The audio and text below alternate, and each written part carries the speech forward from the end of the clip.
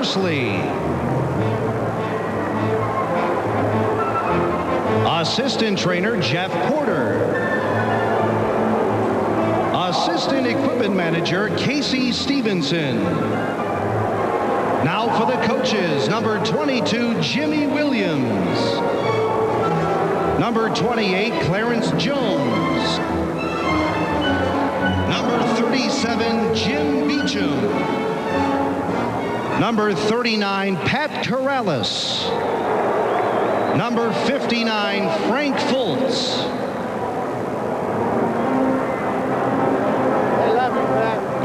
And in the bullpen, number 42, Ned Yost, and number 54, Leo Mazzoni. And now the players. Number 4, Jeff Blauser.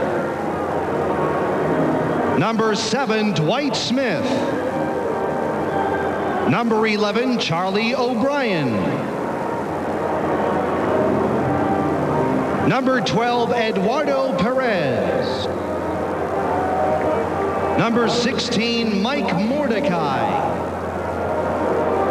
Number 24, Mike Devereaux. Number 26, Alejandro Pena. Number 30, Ed Giovanola. Number 31, Greg Maddox. Number 33, Steve Avery. Number 38, Greg McMichael. Number 43, Mark Wohlers. Number 47, Tom Glavin. Number 50, Kent Merker. Number 51, Pedro Borbon. Number 52, Brad Klontz.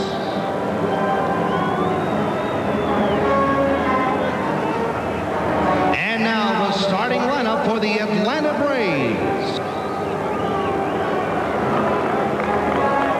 Manager Bobby Cox.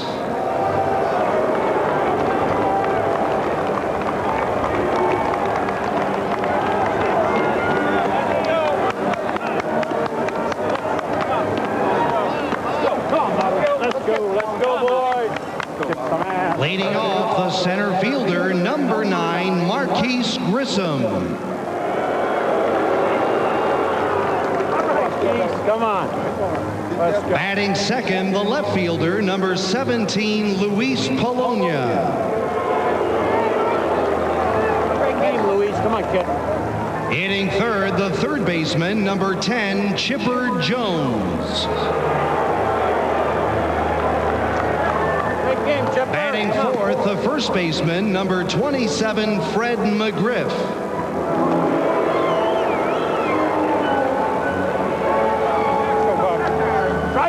Hitting fifth, the right fielder, number 23, David Justice. Let's go, D. Pick them up. They'll be on. Batting sixth, the designated hitter, number 18, Ryan Klesko. Tonight. Come on. Hitting seventh, the catcher, number 8, Javier Lopez.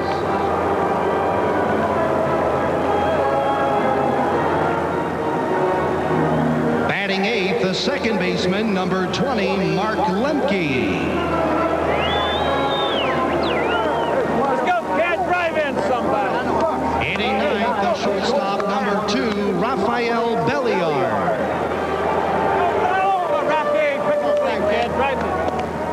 And pitching tonight for the Braves, number 29, John Smoltz.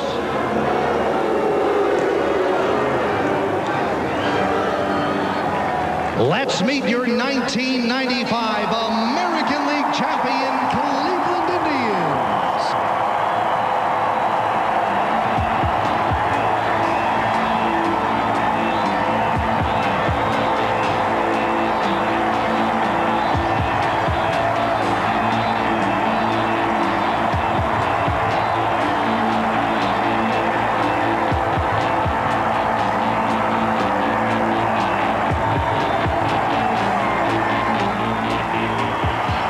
Trainer Jimmy Warfield.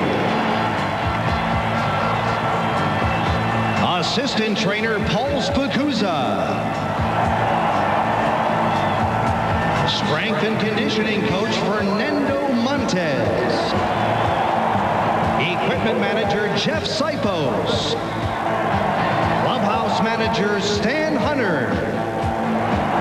Clubhouse Manager Cy Bynack.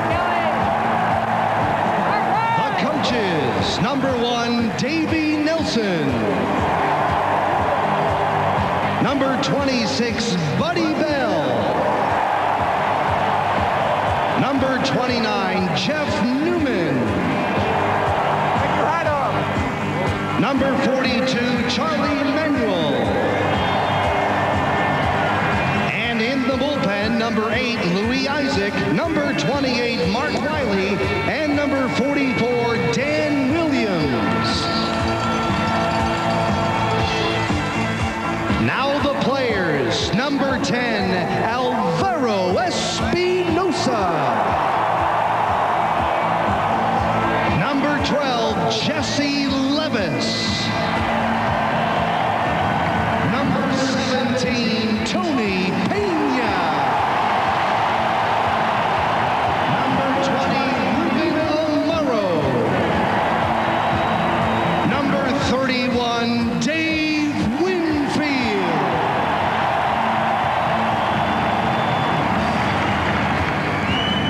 Number 32, Dennis Martinez. Number 35, Wayne Kirby. Number 36, Herbert Perry. Number 37, Chad O.J. Number 38, Eric Plum. Number 40, Bud Black. Number 44, Ken Hill. Number 45, Paul Ossenmacher. Number 49, Jose Mesa.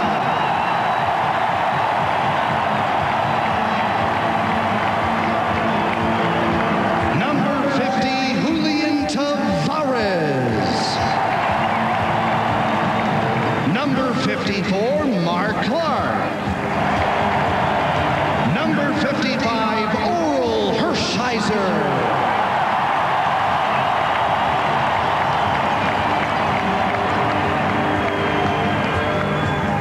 Number 56, Alan Embry.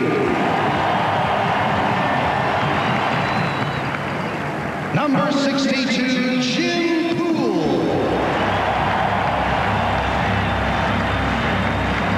Ladies and gentlemen, welcome to the main event.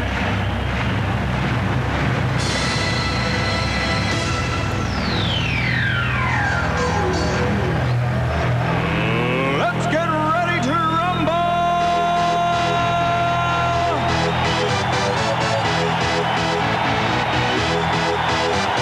And now the starting lineup for your American League champion Cleveland Indians. Manager Mike Hargrove.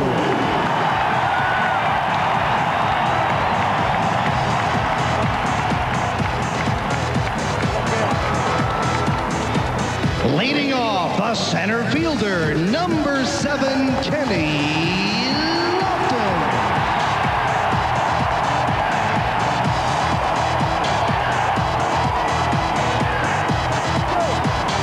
Batting second, the shortstop, number 13, Omar Vizquel. Hitting third, the second baseman, number 9, Carlos Baerga.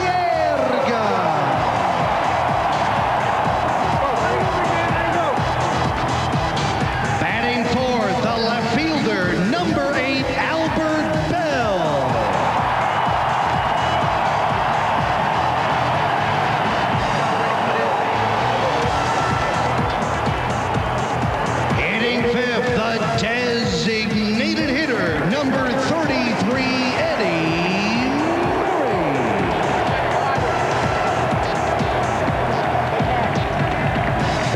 6, the third baseman, number 25, Jim Thome. Hitting 7th, the right fielder, number 24, Manny Ramirez. Batting 8th, the first baseman, number 11, Paul Sorrento. Hitting 9th, the catcher, number 15, Sandy Alomar.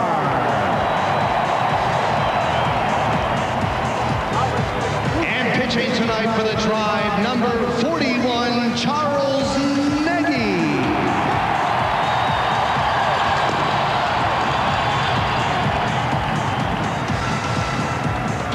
Ladies and gentlemen, please stand and remove your cap for the presentation of colors by the U.S. Army, Navy, Air Force, Marines, and Coast Guard.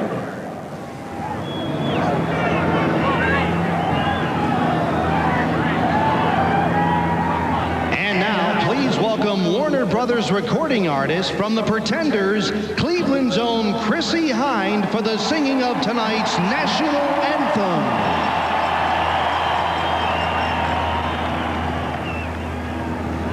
Oh, say, can you see by the dawn's early light what so proudly we hailed at the twilight's last gleaming, whose broad stripes and bright stars through the perilous fight o'er the ramparts we watched were so gallantly streaming, and the rocket's red glare, the bombs bursting in air, gave proof through the night that our flag was still there. Oh, say does that star-spangled banner yet wave o'er the land of the free and the home of the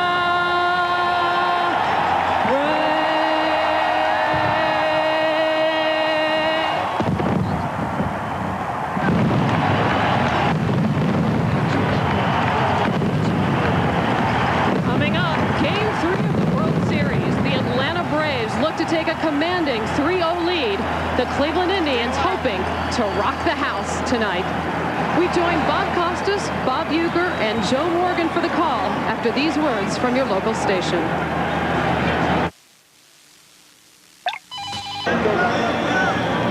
Home teams have won 32 of the last 44 World Series games.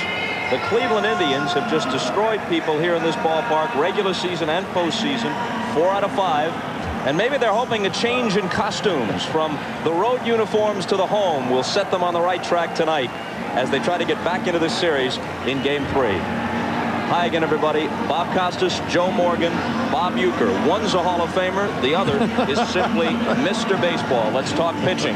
Charles Nagy won 16 this year in the regular season. He was terrific, dueling on even terms in Game 3 of the League Championship Series against Randy Johnson. He has now had 10 days between starts. Yeah, that might affect him, Bob. 16-6 during the regular season. But the one thing about Nagy with this Indian ball club, they scored almost 7 runs per start for him this year. The Braves tonight will see fastballs, sinkers. They'll see a slur, kind of a curveball slider, and he's got a very good splitter and loves to pitch breaking stuff when he's behind. Now on to John Smoltz, who will start tonight for the Atlanta Braves. He's 5-1 lifetime in postseason. In the World Series, his ERA is under 2. This is a guy who has been a good pitcher in the regular season, an exceptional pitcher in the postseason. Why? Well, I think he's been better in the postseason because he is aggressive. He goes after the hitters. He's a power pitcher, which means he has more margin for error. The first two pitchers, Maddox and Glavine, they had to have their control. They had to change speeds. This guy will come after you with a fastball, which is a very good fastball, but he has an excellent slider. The slider will be the key to his success, not how well his control is. He doesn't throw for the corners. Watch these two guys tonight, because in all likelihood, if this thing goes 7, Nagy and Smoltz will be on the mound for Game 7 on Sunday night in Atlanta. You know, the Atlanta Braves were down 0-2 in 1991, the first of the 2 World Series they played in this decade. They lost the first 2 games at the Metrodome. They came home and won 3 in a row to take the lead in the series, and although they lost it, both the 6th and 7th games in Minnesota were very close and up for grabs. They are well aware that this thing is far from over. And now here come the Cleveland Indians.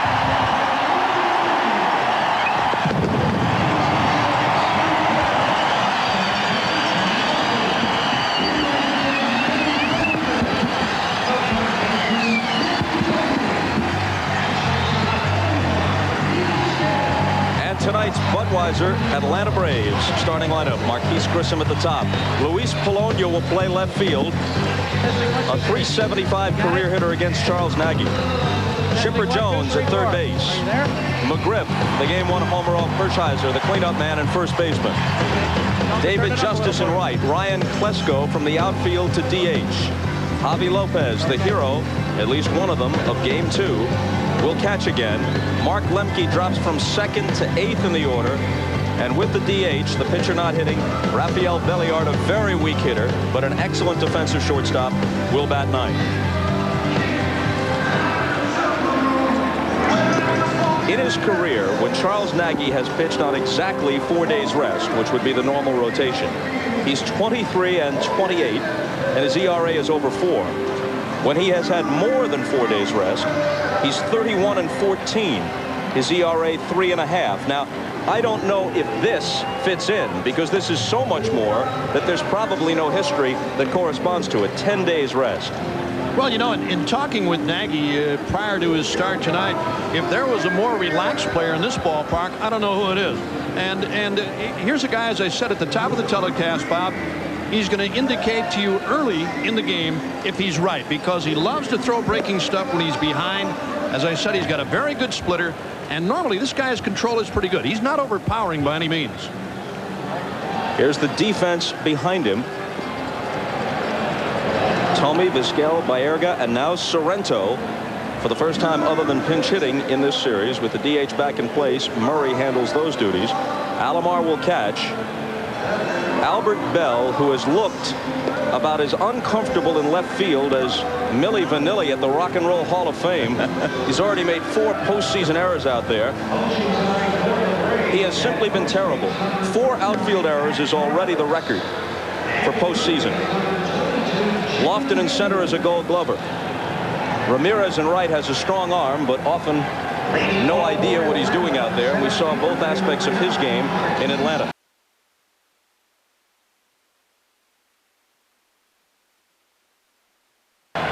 And now .383 in the postseason. He's hit safely in all 10 postseason games for Atlanta. A called strike. All around this park, as the first pitch was delivered, flash bulbs popping.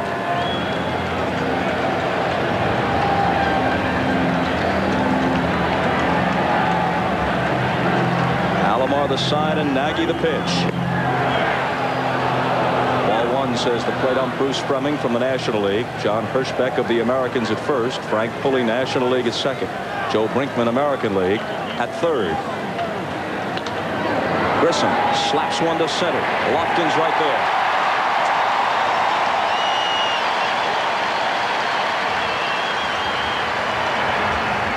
Just watching the first 3 pitches, it seems to me that Nagy's going to stay away, and his main concern will be to stay down, and he did that very well against Grissom there. To complete the umpires on the left field line, Harry Wendelstedt of the National League, Jim McKean of the American League in right. Polonia.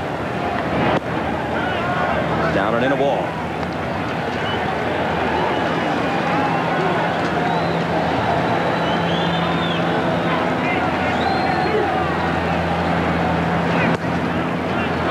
is in close at third.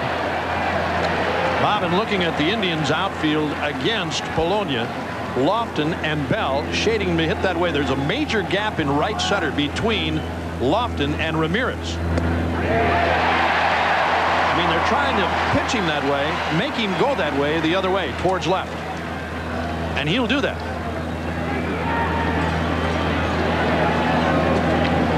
Two-one pitch. Baerga with a chest high, and Polonia's gone.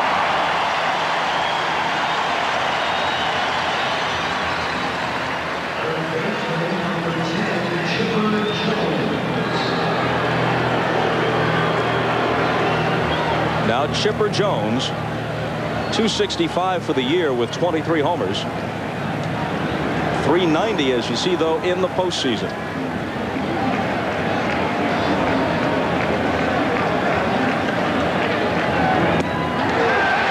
There's that slurve for strike one. It's not a major curveball from Nagy. It's a half slider, half curveball.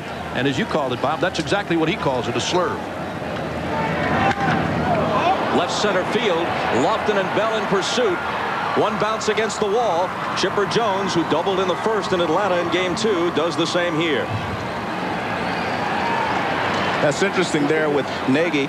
He comes back with a fastball, and it looks like he may want to throw the fastball when he's ahead in the count and the breaking ball when he's behind. This fastball is pretty much in the middle of the plate, and Chipper Jones just rifles it up the gap in the left center field. You cannot get the ball up on Chipper or he'll hurt you. And again, we see Jones' willingness and ability to take the ball the opposite way. All the left-handed hitters in this lineup will do that.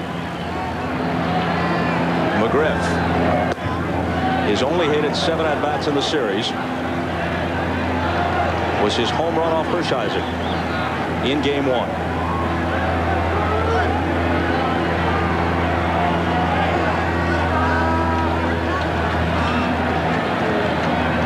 Wind blowing out toward right. It'll be a factor.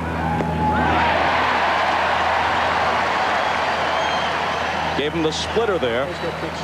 And watch it again. This is the splitter that we talked about with Nagy. Watch where this ball drops out of the strike zone. Way down low on McGriff. And he's got a good one. Jones is second, 2 down. And McGriff lines one toward the right field corner. Ramirez won't get it. Jones is going to score. The Braves are on the board. McGriff will stop at first. With 2 down, a double by Jones and an RBI single from McGriff. And the Braves, leading the series 2-0, lead this game 1-0. Well, 2 fastballs from Nagy, and both of them have been hit for base hits. He tried to come inside, and again, this ball is up a little bit, and McGriff hits it down the right field line. You see they had him shaded toward right center field. But if Nagy's going to throw the fastball to these hitters, he has to stay down. He stayed down with with Grissom and Polonia.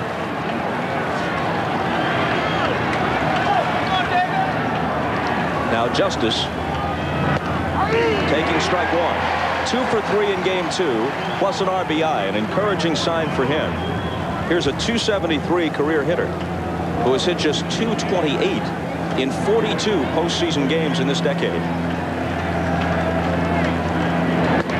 Outside. And as Joe suggested, if Nagy is going to have problems tonight, it's going to be with pitches that were hit by Jones and McGriff. Upstairs fastballs. He doesn't throw that hard. He can't throw hard enough to get it by. He's got to be down with a sinker low and away. Center field, left center actually. Vizquel goes back. Bell comes in. Watch for the collision. They avoid it, and Vizquel definitely would have been the loser if those two had met with any sort of force. Well, normally the outfielder has the right of way, but you can see Vizquel was stationed under that ball.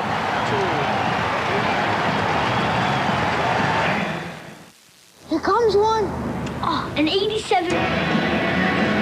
And now tonight's Budweiser Cleveland Indians starting lineup. Lofton, Vizquel, Baerga, Bell. Murray back in the DH spot. Thome hits 6th. Ramirez in right 7th. Sorrento 8th. And Alomar 9th. When your 9th hitter bats 300 with 10 home runs, it's a formidable lineup. In fact, Joe, a lot of people have said This is the best lineup since your Big Red Machine of the 70s. What do you think? Well, I don't like to compare eras because the game is so different now. But I will say one thing: the Big Red Machine that I played on had a little more speed than this ball club does. Now Smoltz. 2 no decisions so far in the postseason. A bad start, his worst postseason outing ever in the division series against Colorado. A good performance, but a no decision against Cincinnati. In the World Series, this is his 5th start. He's 1-0 overall. He won Game 5 in '92 against the Blue Jays. But in those other no decisions, he's pitched extremely well, including dueling Jack Morris in Game 7 in 1991 at the Metrodome. He got into the 8th. Morris went all the way. And as you know, the Braves lost 1-0 in the 10th. But this is a young man who is unafraid of the pressure of postseason. Well, the one thing about Smoltz is if he keeps the slider down, and he'll give you that indication early whether he has it tonight or not. And if he keeps it down, he can pitch just as good a ball game as Maddox did.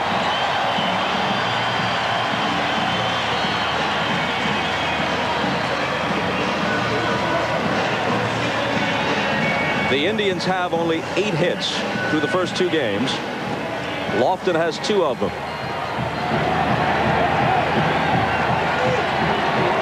Hit .310 for the year, and the postseason average also over 300.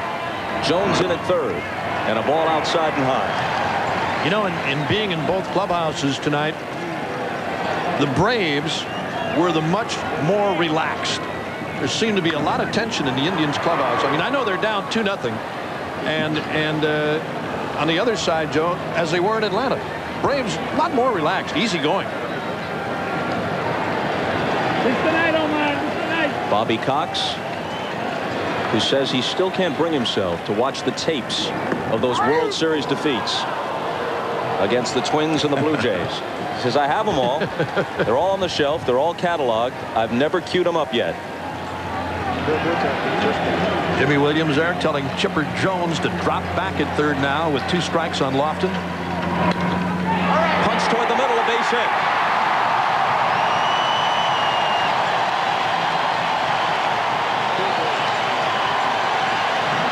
And this 1995 World Series game is brought to you by Chevrolet, the cars and trucks 36 million people depend on every day. Genuine Chevrolet.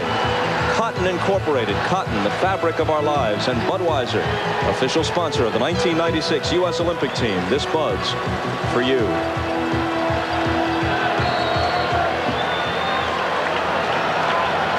He's stolen 4 bases already in the World Series. He swiped 9 without being caught in the postseason. Vizquel shows bunt, takes a strike.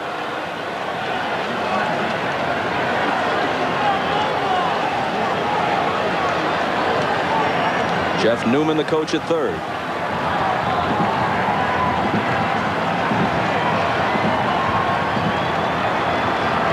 Jones in on the grass at 3rd defensively. Vizquel, a very good bunter. The thing that impresses me about Lofton is that he likes center stage. He wants to be the guy that everything is focused on. He likes the pressure of this World Series, and he wants to perform. Not going inside, and Lofton is well aware of the propensity of Javi Lopez to throw down to first base. You know, in that game in Atlanta, Game 2 in the series, Lopez made a couple of throws to second, but they were one-hoppers. But when he had to come up with a good one, he did on Ramirez to pick him off.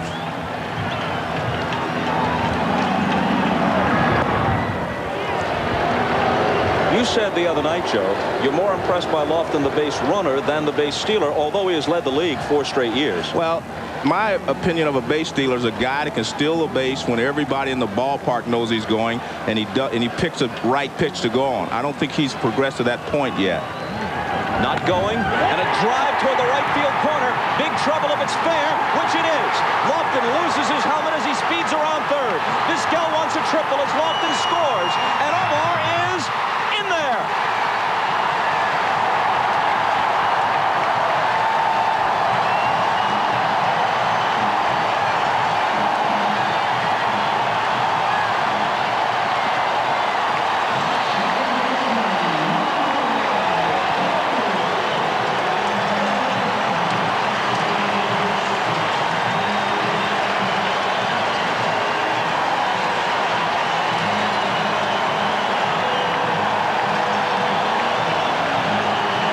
hitting just .116 in the postseason.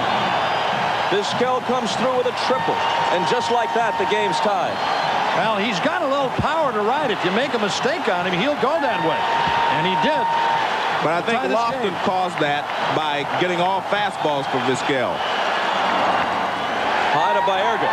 I was just about to say, sometimes the Loftons, the Hendersons, the Wills, the Brocks, they don't have to steal to have an impact. That's why a stolen base guy is so important to a ball club. He causes a lot of things to happen. And he got all fastballs for Vizquel, and he set on one and drove it down the right field line.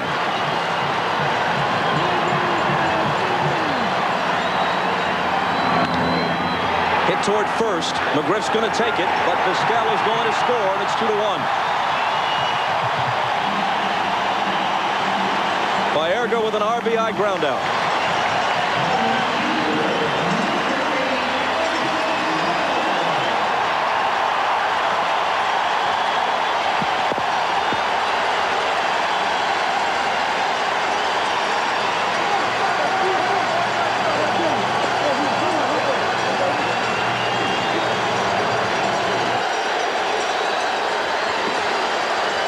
I don't know if you folks at home are experiencing the din which is apparent to us as Bell steps in and takes high, but this is approaching the Kingdome level in terms of noise. Yeah, it was a different story in Atlanta, despite the fact that the Braves won 2 there. The crowd noise was rather subdued in difference to here and Seattle for sure. You know, in looking at Schmaltz here in the opening inning, Joe, I mean, if this is his best fastball that we're seeing tonight, he may be in some trouble with guys like Vizquel pulling him the way he did, and Baerga hitting that sharp ground ball to McGriff. Well, his out pitch again is that slider. So the 2-0 to Bell. Jones to his left, throws on the run and gets him. But you see, he can throw you a fastball 2-0 because he has good movement on it.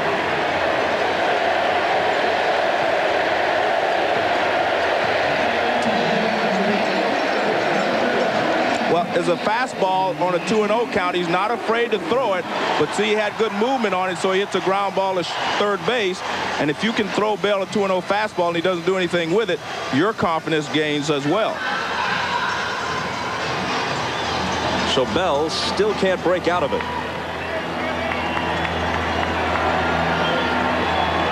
Eddie Murray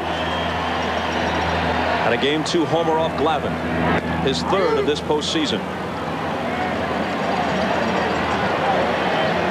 Many of the fans here remember it. The players don't, but they're mindful of it. The great Cleveland Indians team of 1954 went on the road, lost the first 2 of the series at the Polo Grounds to the Giants, came home to be swept. Here's Lemke. That'll do it in the bottom of the 1st. But the Indians strike back with 2 and lead it 2-1.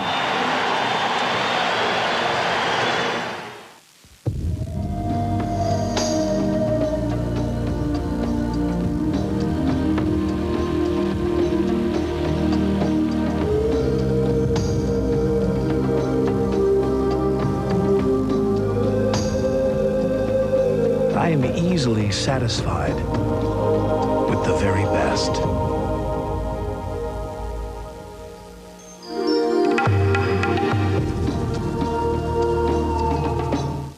There are no medals for being the shoulder to cry on. No awards for passing on traditions. But to the men who give up most of the year for the Braves, he unfortunately had to scratch just before Game 1 because of a bruised right thigh that he suffered in the National League Championship Series. Jeff, after you started all those games at shortstop, how disappointing and how tough is it for you to have to watch now? It is tough. Ever since I was a little kid, just like the rest of these guys out here, you always want to play in the World Series. That's what you play the whole regular season to do, is to get to this point. And when you have to sit and watch, it's pretty tough, but I'm proud of what my teammates have been able to accomplish so far. Now, you normally would be batting here in this half inning. Bobby Cox said that it was a very, very unselfish decision by you. Could you have played? Well, I could have played, but there's no doubt that I was injured and I wasn't 100%. But my teammate's out now. But you know, you always want to go out there and play. If you're not 100%, you don't want to handicap the ball club, and I felt I might have been doing that at the time. Jeff, we appreciate you joining us. I know it's tough for you. Look forward to seeing you next year. Bobby's been a big contributor to their success. And a huge contributor to the success of the Cleveland Indians is the certain Gold Glover for the 3rd straight year, Omar Vizquel. I don't mean to trivialize it, but that's almost routine for him. It really is, Bob. You're right. And you know, the other thing, they're on a little different surface here in Cleveland. This is a little bit slower infield than they saw in Atlanta. Otherwise, that ball may have gotten through, but a great play, solid play by Vizquel.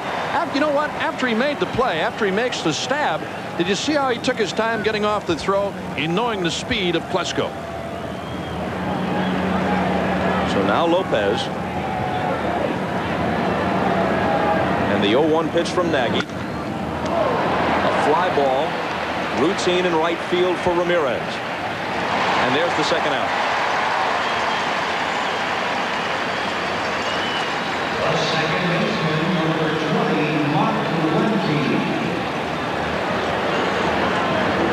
The Cleveland Indians of 1954 were 111-43, truly one of the great teams in baseball history.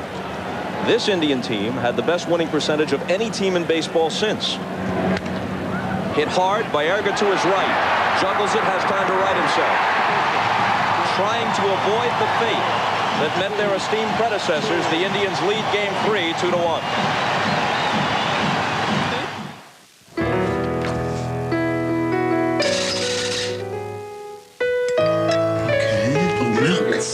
His career, we asked him why. I really would much rather pitch on the road than at home right now, just based on my past experience pitching in the Metrodome, pitching in the Toronto Stadium, and it's 2 hours from my hometown, so there'll be a ton of people watching and a ton of people there, and I just use a visiting crowd to my advantage, and I look at it as they still got to come out and beat me, and it's just the best time of the year for me. It doesn't always guarantee, that formula doesn't guarantee success, but I don't look at it as one of going out there and worrying about failure. I just worry about how good I'm going to be and how they're going to have to beat me. Go. As Jim Gray mentioned on the pregame show, 24 tickets handed out by John Smoltz to friends from Warren, Michigan and the surrounding area. Bobby Cox told us in his office, hey, he bought 5 of mine and paid for them cash. Yeah, he said normally you don't get paid for them. He said he came up with the cash. Thome steps in and takes strike 1. That was a little better fastball than Smoltz had in the first inning. That was a good fastball. Had a little more pop on it and a lot more movement.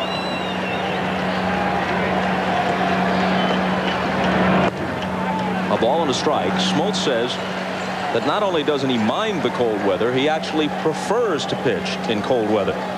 He breaks a lot of bats, and I think he feels like he has an advantage because the hitters are afraid of him getting in their kitchen.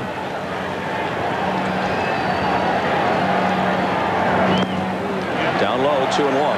As you might suspect, with Smoltz being from Warren, Michigan, he was originally the property of the Tigers.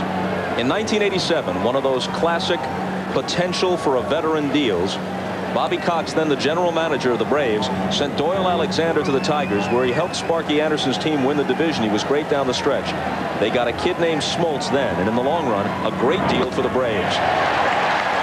You know, Joe, you don't mind a guy getting in your kitchen too much. I mean, if you're ready for it. But when they start getting in the living room, the family room, basement, and attic, you know you're in for a tough night.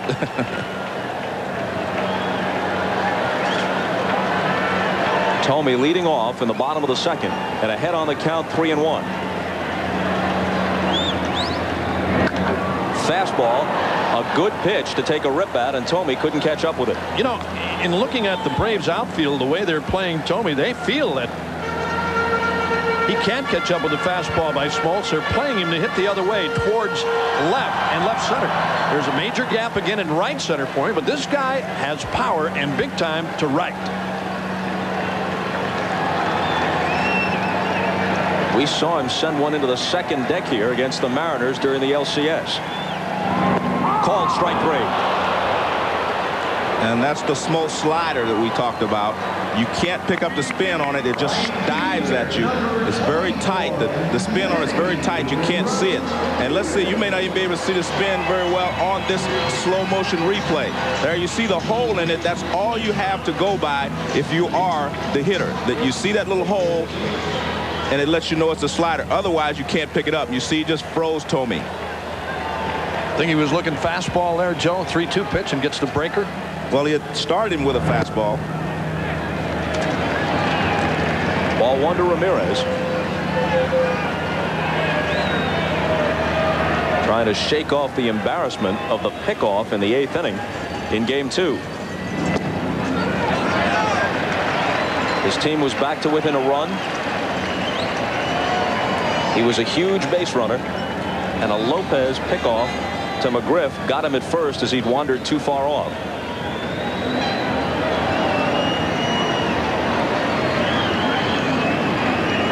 The 2-0 pitch.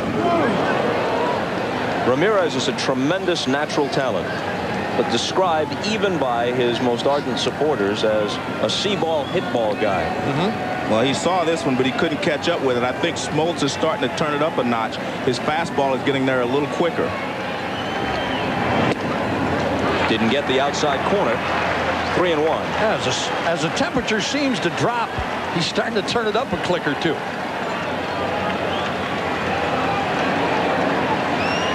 Temperatures in the high 40s, but the wind at better than 20 miles an hour makes it seem much colder than that. Full count. Ramirez could be a 30 home run and 300 plus guy for a long time. He's not the kind of guy you'd ask to conduct a clinic on fielding, on base running, or for that matter hitting. I think one of the things about him, Bob, is the fact that in games that are close, 1 or 2 run games in the late innings, they hook him. They hook him for defense. And I think when you look at a guy like Ramirez, until he gets to that point where he's a complete player, I don't think other teams and people are going to look at him as a major part of this ball club. Despite the fact he's good offensively, he has a lot of defensive lapses. There's his replacement in right. That's Wayne Kirby more often than not. Comes in late in the game. Another 3-2 pitch is high, and Ramirez with a 1-out walk.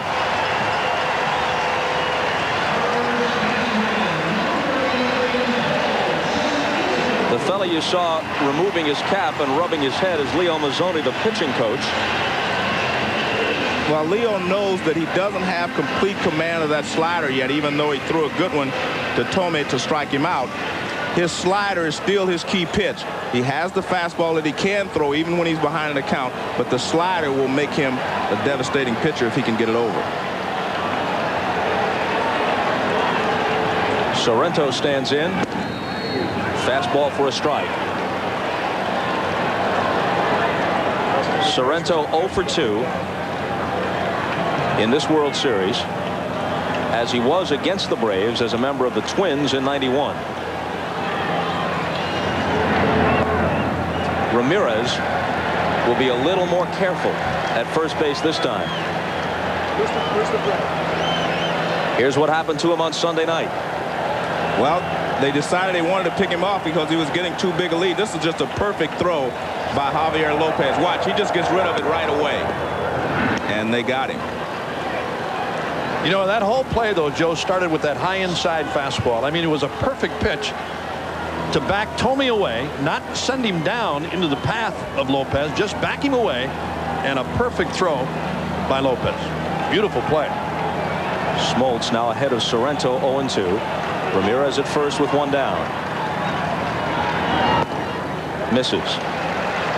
One of the few changeups you will see from John Smoltz. He is basically a fastball slider ball pitcher, but he will throw an occasional changeup, and that's what he tried to throw there to Sorrento. 0-2.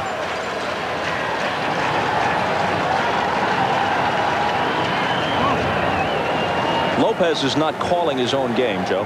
Well, I think what we saw there was signals for pitch outs. What Bobby Cox does is he calls the pitch outs for his young catcher, and he looks over and he gives him the signs of whether he wants him to pitch out on that particular pitch. And the 1-2. is a called strike 3. Second strikeout of the game and the inning for Smoltz, and that'll bring up Alomar. And again, that shows you that his fastball is starting to hop a little bit. He came right back from the changeup with a fastball right down the middle, and Sereno could not pull the trigger. That's really a pitch that Sereno sits on, too. He's a guy with power, and I'm surprised, Joe. Maybe a breaking ball might get him, but fastballs, he normally sits on that pitch and really tries to drive it. I mean, pull it hard to right. Alomar now hit an even 300 for the year. 0 for 3 in game 1 against Maddox. Then Pena caught Martinez in game 2. Sandy back in tonight.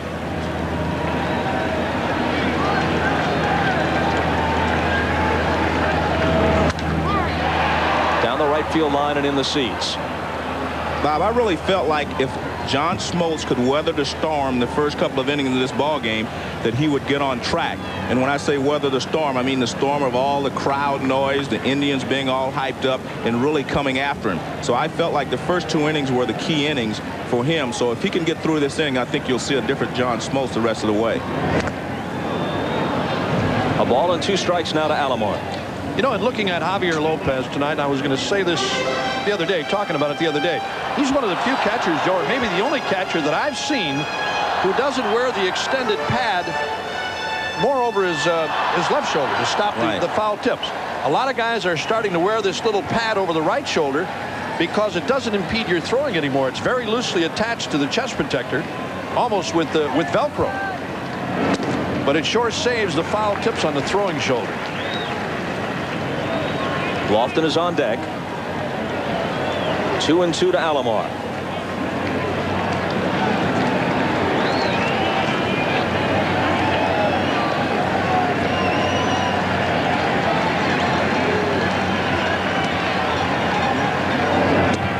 And he struck out the side with a walk mixed in.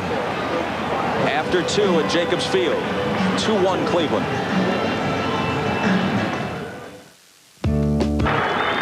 Somewhere men are laughing,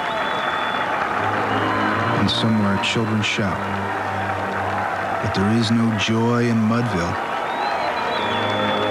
Mighty Casey has struck out.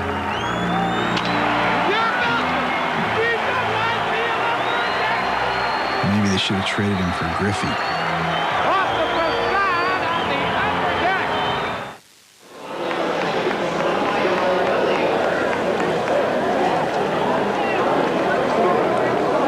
At Jacobs Field, the Atlanta Braves, well, we'll talk about that in a moment. There is acting Commissioner Bud Selig, along with NBC Sports President Dick Ebersol, whose wardrobe apparently doesn't present much of a personal expense.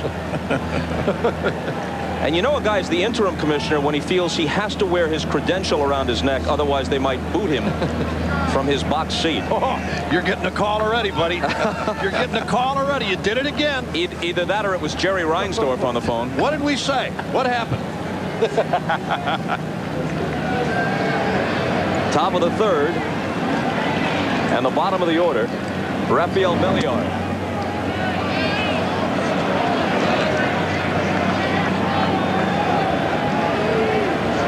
That 136 doesn't really represent a slump. He is all glove and no bat and has been his whole career. 1-1. Now, you've got an interesting theory, Joe, about what a batting average means, really. Go ahead with it. Well, that's exactly what it is. It is an average, and a lot of people wonder why the Cleveland Indians could hit so well during the season and then struggle once the playoffs start. Well, during the season, you have 7-game spans where you will hit over 400 as a team. And then the next week, you may hit 200. That averages out to 300. And Belliard will take a seat. Nagy's first strikeout. So your point being even the best hitters don't hit 300 against the Sandy Koufaxes or the Greg Maddoxes. They hit 400 against the chumps and try and hang in there against the best. That's exactly right. And in fact, Willie Mays told me as a rookie, he said you fight off the good pitchers and beat up on the bad pitchers. And that's exactly what the Cleveland Indians do during the season. But now they're facing a lot of good pitchers, so they're struggling a little bit. Grissom lined to Lofton in center his first time up to start the game. The Indians' team batting average of 291, the highest in the major league since the 1950 Red Sox. 125 before this game in the World Series. And remember, over the course of a whole season, a 300 hitter will average out to 300. They will average out to 290. But in 5 or 6 ball games during the year, they will always struggle, and that's what they're doing here now. Nagy gets ahead of Grissom, 1-2. And the other thing, you're seeing the same pitchers, you know, during the course of a season, Joe, and you've seen them year after year after year. And you know basically what you're going to get from these guys is you look at Javi Lopez in the Braves dugout. A little tape job. Grissom swung at a bad pitch out of the strike zone. And Nagy has fanned the first 2 in the 3rd. Here it is again. This is a split-fingered fastball from Nagy, and the bottom falls out of this baby. He's got a good one. We said it at the top of the telecast. Here it is again. The cut by Grissom on a pitch way out of the strike zone. It's a fastball until it gets out in front of you about 3 or 4 feet, and all of a sudden the bottom falls out of it. Polonia bloops one into shallow left. Albert Bell coming on to make the catch. A very quick 3rd, and it remains 2-1 Indians. It's a command. This, folks, as you all know, would be the shot from the Goodyear blimp, the Spirit of Akron. And the captain's real name is Patrick Henry.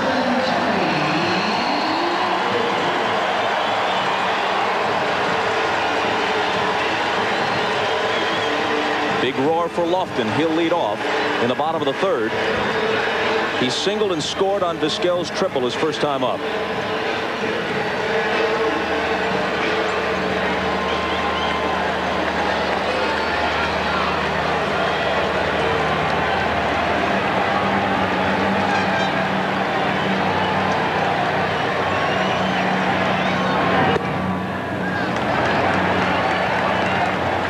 John Smoltz on the mound for the Braves was just 6-10 last year.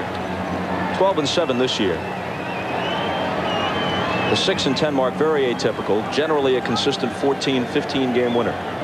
He's 28 years old, 10 days younger than his opposite number tonight, Charles Nagy, each born in May of '67.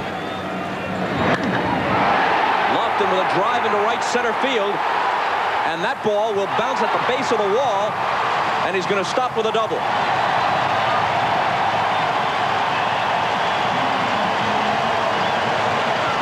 The wind really helped that. That ball was hit well, but not that well. It got into that jet stream and zoomed.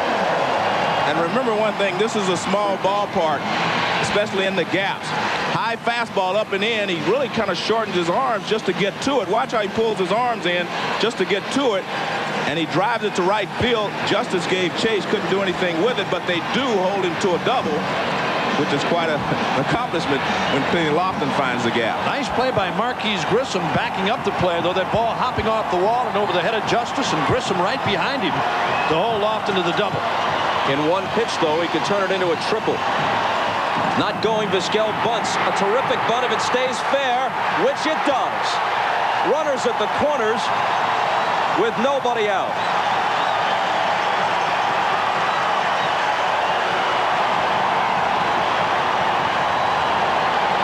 That ball got on the dirt between the line and the infield grass and just hugged it. But again, I'm going to give Lofton the credit. He makes things happen. He gets on base. He puts pressure on the defense. And Vizquel takes advantage of it. Now the ground crew here put pressure on the defense on that one. That infield, Joe, as you've seen in a lot of parks, on the lines, slanted in a little bit toward the grass part. And balls like that, bunted that, like Vizquel did right there, they'll stay inside. They'll stay fair. You have a tendency to give up sometimes and hoping it'll go foul, and it stays fair. Baerga, an RBI ground out his first time up. Infield looks for the double play, and strike one swinging. I'm watching something I don't quite understand. The way that the middle infielders are playing with Baerga up. Lemke is playing almost straight away at second base, giving him the entire right side of the infield to hit against.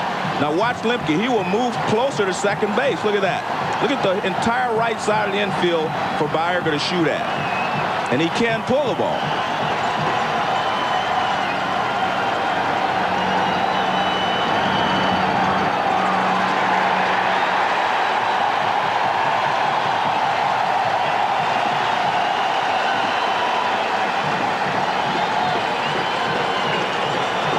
Hargrove called what he said was just his 5th or 6th team meeting of the entire season before tonight's game.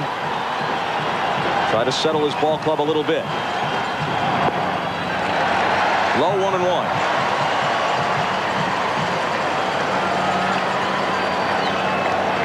And when we talked to him before the game, Bob, and asked him if he had anything planned for the meeting, he said, no, not really. He said when you start writing speeches, they become kind of plastic when you walk in there to talk to the players.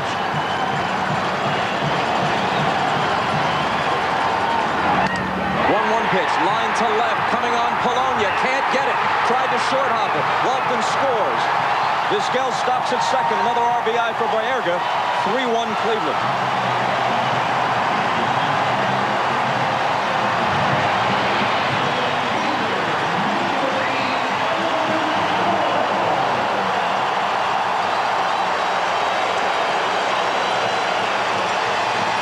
Here's that last base hit by Baerga. It's the 5th in the game for the Indians. They had 8 in the 2-game series in Atlanta, and they already have 5 here tonight. And Lee Mazzoni out to talk with right-hander John Schmaltz. Kenny Lofton scores again, his 2nd tonight. A lot of people felt, Joe, that these Cleveland Indians would prefer a pitcher who comes right at you, like Smoltz, as good as he is, prefer that to the cute guys, the finesse pitchers like Maddox and Glavine. Well, it's always easier as a hitter to get a better perspective on a guy that just comes at you with all hard stuff. But when Glavine's slider is working, that's really a 3rd pitch rather than just a hard fastball on the slider. 2 on, still nobody out, and here's Bell. Strike 1, says Bruce Fleming. You know, despite the fact that they're up 3-1, nobody out and a couple of runners out, this is the guy that they've got to get going. I don't know how they're going to do it, but this is the guy that the Indians really have to have.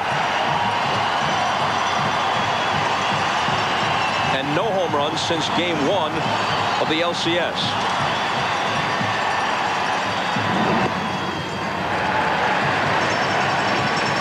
A ball and a strike.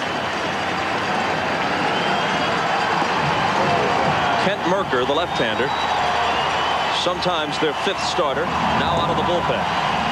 Their 4th starter, Steve Avery, is Bobby Cox's choice tomorrow night against Ken Hill of the Indians.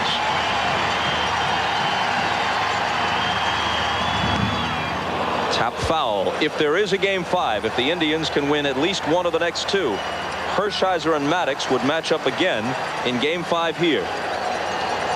If it goes to 6, Glavine and Martinez reprise their game 2 matchup, and in all likelihood it would be Smoltz and Nagy again if we needed a 7th game in Atlanta.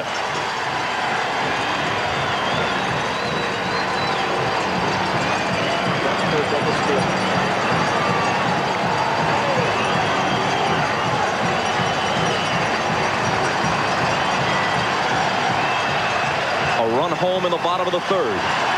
3-1 Indians. 2 on, nobody out. And a 1-2 pitch coming to Albert Bell. Hit hard toward the middle. It's through. Vizquel is going to score. An RBI for Bell. Grissom has trouble with it in center, but Baerga, who's not very speedy, stops at second base. 4-1 Cleveland. He's hit balls much harder, but symbolically it's important for Albert Bell. Oh, absolutely, Bob. I mean, a breaking ball up that he hit up the middle, despite the fact that they were shifted on him towards the bag at second, talking about Lemke. There you see Lemke near the bag, but he got that ball through between Belliard and Lemke, and he actually jammed himself, it looked like, Joe, on a breaking ball, a hanging breaking ball.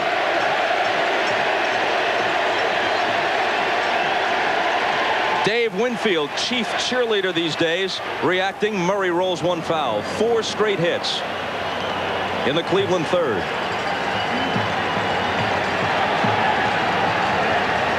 Well, this is actually what Mike Hargrove was talking about before the game. He said, we hit some balls hard in Atlanta against Glavine, and we didn't get any results. Well, really, they've only hit one ball hard this inning, but they've gotten some results. The only ball that was hit hard was Kenny Lofton's ball. Murray grounded out his first time up.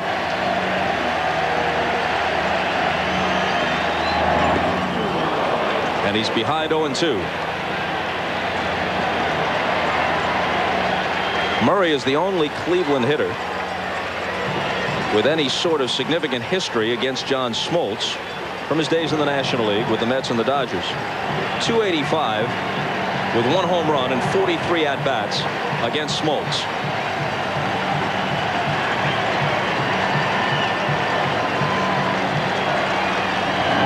Struck him out. Again, he's gone to another pitch now. That's something you very rarely see. That's 2 changeups in a row that he threw to Murray. It's actually a splitter that goes down and away. Now watch this pitch go away. But the speed is what fools Murray, not so much the break.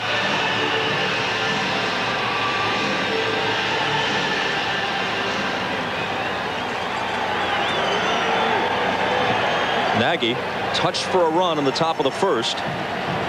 Now sitting on a 4-1 cushion. Smoltz trying to keep it there. Here's Thome, who struck out against him in the second. And it's in there for strike 1. Now, we talked at the top of the game, Bob, about the fact that the Indians have scored almost 7 per start for Nagy this year. Got him 4 here by the 3rd.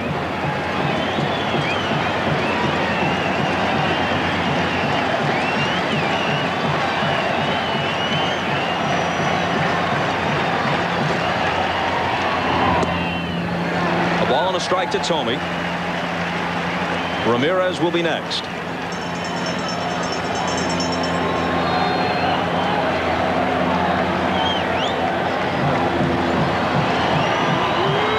In 2 1/3 in this game, the Indians have 6 hits against the 8 they amassed in the first 2 games in Atlanta.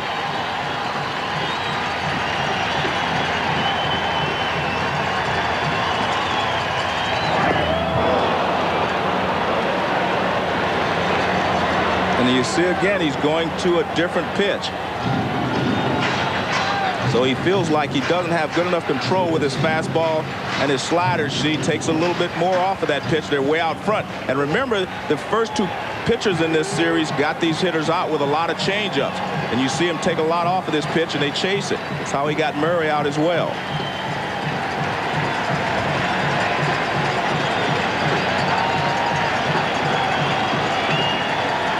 And the 1-2. Blocked by Lopez, no advance. The Indians do not have good speed on the bases now. Baerga and Bell. Neither runs especially well. And Baerga, with the ankle problem, has been limping noticeably tonight during batting practice, during infield.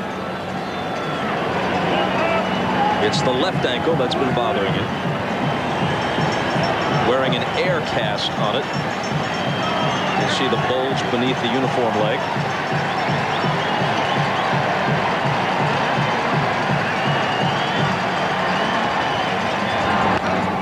Two pitch rolled foul.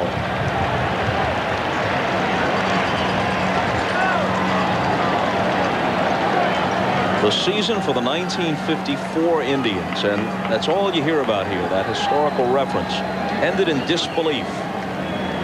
Losing the World Series would have been one thing. To be swept and lose games 3 and 4 over at the old ballpark before more than 80,000 fans, that was a numbing experience. This team is staring at that possibility. But they're doing something about it early here, leading 4-1 and threatening for more. Full count. Not to say the Braves are out of this game by any means. Oh, no. Oh, no. I mean, when you're walking around Cleveland, I mean, walking through the airport, people coming up to you, and I mean very nervous. Cleveland fans talked about the possibility of a sweep and how disastrous it would be to this city and to this ball club. Although the Indians players wouldn't admit that. I mean, they say the Braves are expected to win this thing. They'd been there a couple of other times and came up empty. Doubtful that the runners would be going. Thome strikes out a lot. They're not going, and he walks to fill the bases.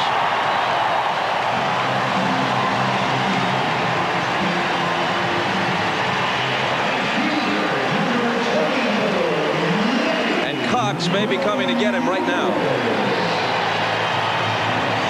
Brad Klontz, the right-hander, joined Merker, the left-hander, in the bullpen. And John Smoltz, almost always brilliant in the postseason prior to tonight, is going to leave with his team in a 4-1 hole and the bases loaded with only one out in the bottom of the third. Serenaded, if that's the word, by Ray Charles. Hit the road, Jack. Easy. Turn your wheel. It's all right. Okay. Municipal Stadium. You can see there that they've written "Go Tribe" on the field, which is now strictly the home of the Cleveland Browns. Now the camera pulls back from the Goodyear blimp Spirit of Akron to take us back inside Jacobs Field. Bobby Cox, of course, managed for a long time in the American League with the Toronto Blue Jays. He had high praise for this ballpark, Jacobs Field. The Atlanta Braves will have one somewhat like it when they reconfigure the Centennial Olympic Stadium, and it should be ready by 1997 for the baseball team. When asked about the old place, he said, yeah, sure, I remember it. That dingy old place with no people in it. Yep. That was a tough park to play in, and I mean, anytime you can come into a facility like this every day, Joe, I don't care what you're doing. I don't care what your job is. You come into a nice office with great working conditions. It sure puts a different scene in your mind when you're coming to work every day. It's not like driving over to the other ballpark. I mean, the Browns do it once a week during the football season, with the exception of their practices, and that's plenty. If they don't start winning over there, it might say "Go Browns." Well, Sunday was a bad omen for the Indians. The Browns lost to Jacksonville while the Falcons beat Tampa Bay in the afternoon and set the stage for the respective cities that evening. Yep. Well, they brought in Brad Klontz because he can get the ground ball. He is a sinker ball pitcher, and he works from the first base side of the rubber, steps across, and he gets a good crossfire on the right-handers. And his sinker ball, he was sinking down and in, and he just wants to get a ground ball here. That's what they brought him in for. That's his job right now. The Indians a base hit away perhaps from breaking this game open. And a called strike. Klontz was the Braves closer earlier this year. One of a parade of guys Bobby Cox has tried before finally settling around mid-season on Mark Wohlers, who just about blew everybody away and gave them that missing element, the dominating and effective closer. 1-1. Klontz is one of those guys, Joe, excuse me, that as a right-handed batter, he's going to test you a little bit. I mean, you got to make yourself stay in there against him. Many times, you know, in the back of your mind, you're saying stay in there, but your backside is saying I'm leaving. Well, he steps across towards third base, and he throws sidearm, as a lot of guys say. He throws out the third baseman's shirt. Called strike 1 and 2. And basically, he throws a sinker and a slider. I would guess he's especially tough the first few times you see him. Exactly, because you don't know where to pick the ball up from. You're normally used to looking for the ball coming from 3/4, and he just drops down, throws almost sidearm. He's almost a submariner from down underneath. Got a tiny piece of it to hang in. Again, in talking about Klontz and where you pick the ball up, normally, as Joe said, you know, you're looking 3/4 or up over the top from a pitcher. Look at this guy. He drops down as almost as if to throw it from around his kneecaps, and then comes up a little bit, Joe, almost to a sidearm style.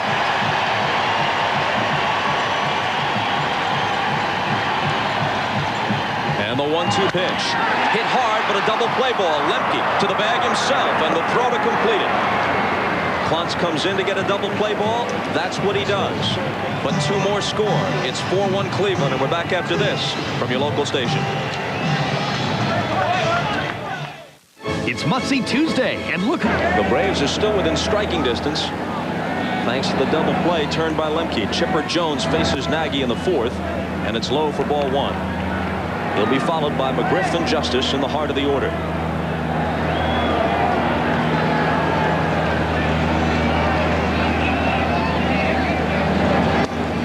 Boy, that double play ball thrown by Klontz was enormous, Joe. Well, he is a designated ground ball, getter for the bullpen, and they came in, brought him at the perfect time. And a very fine play there by Lemke. Jones doubled to left center in the 1st.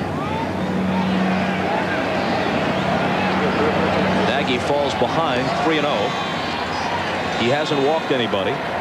He struck out 2 through the first 3 innings.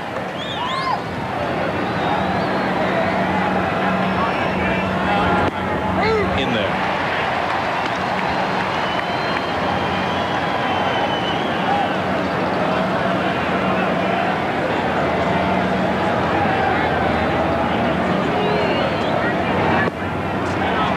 A leadoff walk.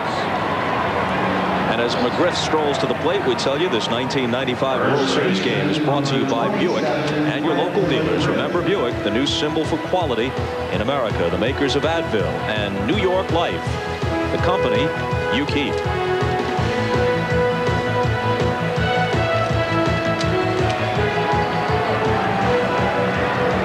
McGriff's first inning RBI single continued a tremendous postseason for him. He's up around 350 in the playoffs with 3 home runs, one of them in this World Series. A high inside strike.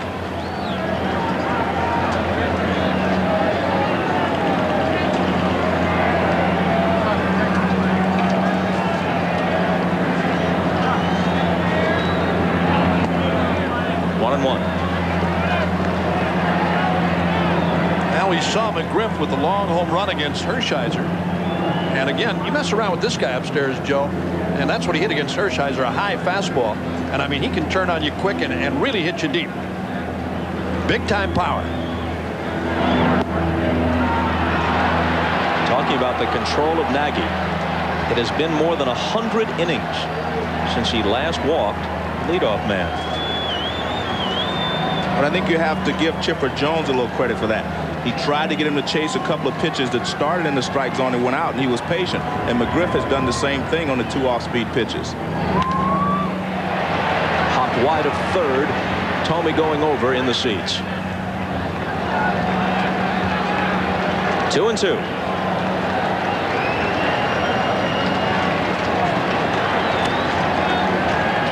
Pretty long inning for Nagy sitting on the bench with the Indian rally in the 3rd. Again, I mean, normally in years past when you sat in the dugout and it was cold in there, now they got heaters in there. They got rooms down behind the dugout where you can go and sit. You can even watch the game on TV if you want. The call, strike 3, a beauty.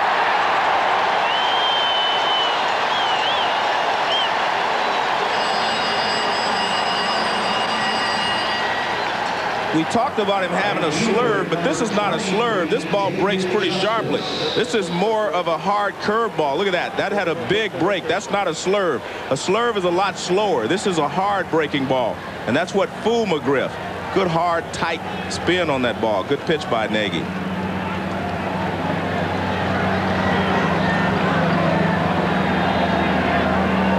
McGriff had a few at-bats against Nagy early in his career when he was with Toronto, but not much, and it's been so long.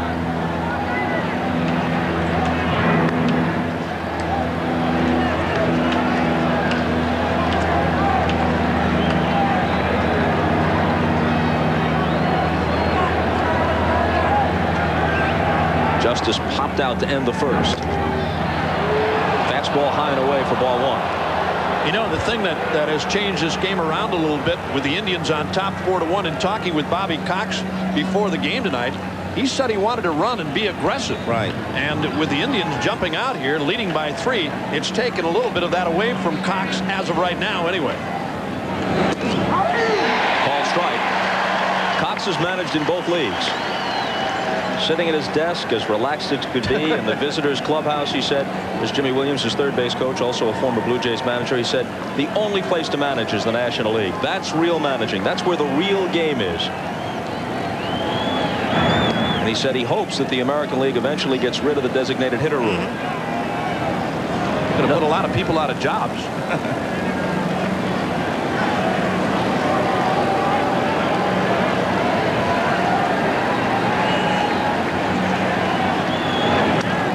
Foul back. You're just more inclined to squeeze. Obviously, you have to handle the double switches. Pinch hitting becomes more a part of the game. Well, you have to stay alert. If you're managing in the National League, you have to watch every pitch, know what's going to happen after every pitch. The 1-2. And Justice hits it toward Thome, who knocks it down with his chest and may still turn the double play. They don't, though, with Justice legging it out at first. Had Thome played it cleanly, they get 2. Hey, he hit the ball hard right at Jim Thome. And again, a little slower infield here in Cleveland, but Thome knocks it down. They get the force at second, and Baerga with a good strong throw, and they almost turned it on Justice at first, who's been hampered by a bit of a sore knee. Klesko robbed of a hit on a brilliant diving play by Vizquel to start the second. Justice now the runner at first with 2 away in the 4th. 4-1 Indians. Outside for a ball. Again, the Indian defense against most of these Braves hitters are playing to hit the other way. And Nagy trying to stay out there, Joe. I mean, trying to make him go that way. Absolutely. I mean, off the outside corner, backdoor breaking balls every once in a while, trying to drop one down low and inside. He whistles one to center for a hit. Justice stops at second with 2 down.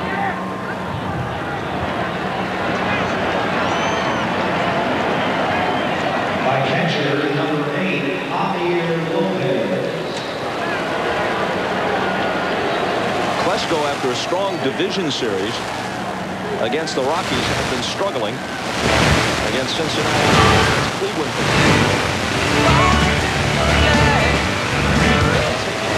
The middle both times. I'm trying to pull it. Well, when I talked to him before the ball game, he said he has been over swinging and he was going to cut down on his swing tonight. The dangerous Lopez. Rapping toward Vizquel. The Braves are done in the 4th. To the bottom half with Cleveland still leading 4-1.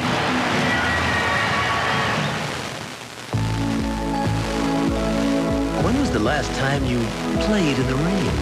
Summer, and until they ran into the Braves, the fall in this baseball season, but showing signs of life here. Looks like they might get back into this World Series. Tomorrow night's lineup on NBC includes a terrific program, Mad About You, Hope and Gloria, Brotherly Love, Home Court. Now, you baseball fans, let's level. Al Michaels, Jim Palmer, Tim McCarver, they're ready to call games 4 and 5 if there is one. You can watch the ball game if you tape all of these NBC shows and don't fast forward through the commercials. Bottom of the 4th, and it's Sorrento. How about those guys on game 1 day over in Atlanta, Bob? Had a chance to visit with them before the game, before they started. They're getting ready for the game, changing into new clothes. Jimmy changing with Al, and Al changing with Tim. None of their own stuff, just changed clothes amongst each other. It was great. I have no idea what you're talking about. Well, that's well, you didn't either when you followed McCarver that day either. I'm just a deeply confused man. 2-0 with Alomar on deck. And Clontz falls behind. Well, Clontz can be very effective against right-handed hitters, as we've seen, but he struggles a little bit against left-handers because that motion does not bother the left-handed hitter nearly as much as it does the right-hander.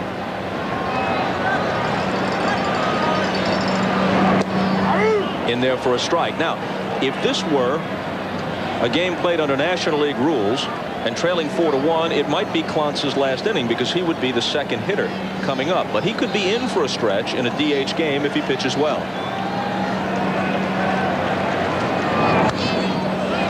Foul back, and the count is full. Well, neither of these bullpens has been overused in the series thus far. Matter of fact, in talking with Mike Hargrove before the game tonight, he would love to get Jose Mesa at least an inning in this game. save situation or not.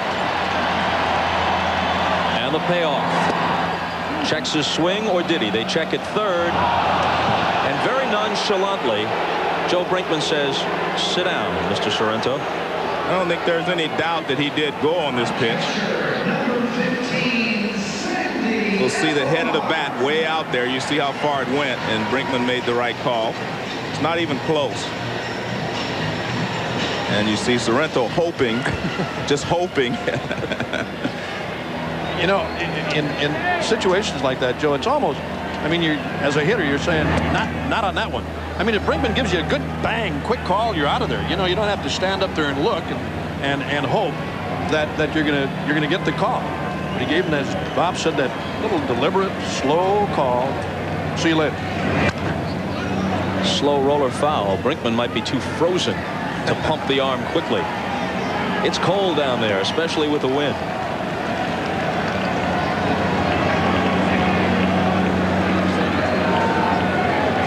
There is the heater that we were talking about earlier. Each dugout is allowed one heater. A bouncer over the mound. Lemke charges near the bag. Whirling throw and got him. He is a fine defensive player, Lemke. He does all the job, everything well around the bag.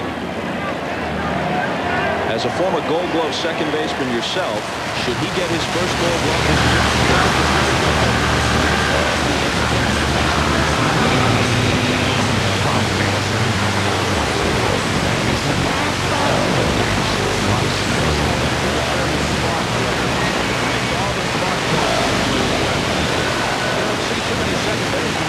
A double play on a ground ball like that. Touch the bag and throw the first. Make the throw. Even though he hasn't hit well in this postseason, his glove makes him invaluable. Lofton, who has been the igniter tonight. And as I said at the beginning, Bob, he loves this center stage, and I think that's what makes him such a good player. You have to have the proper attitude to be consistent in the World Series. Singled and scored in the first, doubled and scored in the third. And ahead 2-0 here.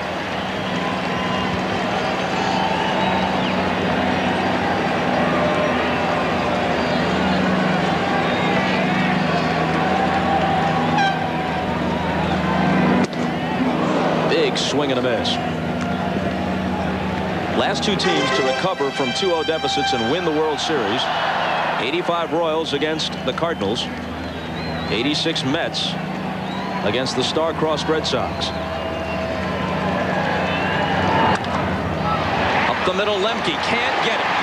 3 straight hits for Lofton.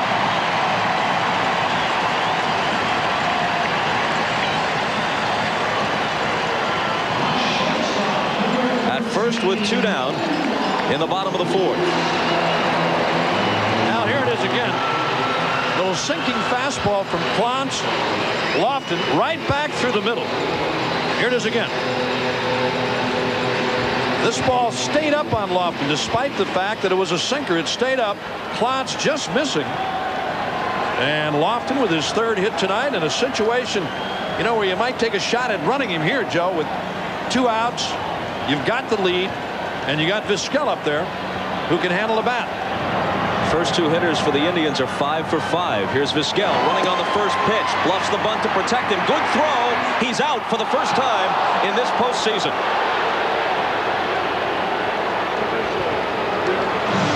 Lofton is erased. The bottom of the 4th is in the books. Lopez continues to sparkle. Because, I mean, Lofton had a good jump. Look at that, right on the back. All you have to do is catch it, and that's what Lemke does. You get a better angle here. Pretty good jump there, except he stood straight up, and I think that slowed him down just a little bit, but the throw is perfect. Look at this. The only way you could get him is to catch it right there, and that's what Lemke does. Boy, what a great shot. That's a great shot. Look at this angle. Now Lemke just catches the ball as Lofton slides into it with his hand. Look at that. Just perfect. Catches it right on his left arm. So after 9 successful attempts in the postseason, Lofton is finally caught. Well, we knew they'd catch him sooner or later, Bob, but I really didn't think that they would have a shot with Clonch. But again, just a perfect throw. Clonch didn't hold him. Lopez threw him out.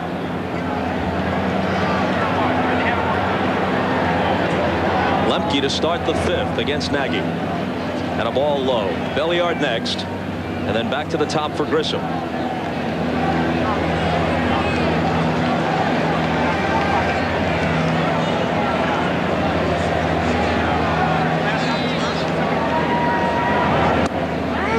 Started to mention the last two clubs that have recovered from an 0-2 deficit.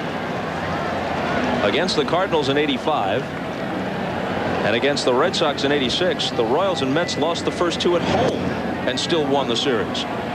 The Indians lost the first two on the road, so their situation not nearly as dire coming back here for the next three. And if they can win tonight, the whole feeling around this series will change. I'm talking about the Cardinals, Bob, under a new manager now, Tony La Russa. Baerga at second. Throws the other second baseman, Lemke, out.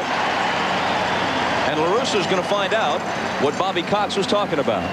Terrific manager all those years in the American League. Comes over to the National League, as Whitey Herzog did, as Luke Piniella did for a while before returning to the American League. And it's a different kind of managing that Tony's going to have to get the hang of. Yep.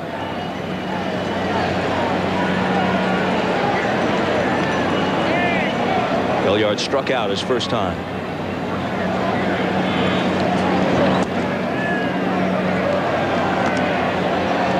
La Russa bringing his esteemed pitching coach Dave Duncan with him. Yeah, they've been together a long, long time. Sure have.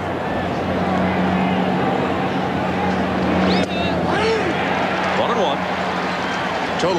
Totally different style ball club too for La Russa, Bob, and all those years with the A's with power and pretty good pitching.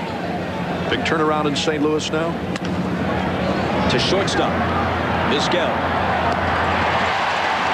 One shortstop takes care of another. Two quick outs, and now Grissom.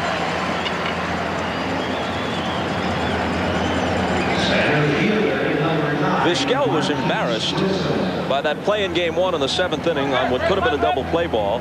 He wasn't charged with an error because a lucky call allowed him to record the force when he was really juggling the ball, and you can't assume the double play. And he got that call, and there was a force out at second, so he wasn't charged with an error.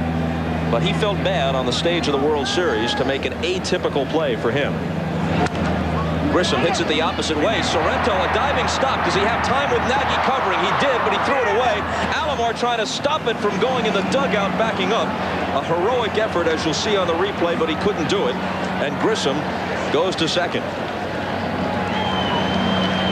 Folks wonder why the catcher always hustles down to back up first base. Well, every now and then it comes into play, and here it did, but Alomar couldn't quite stop the wild throw.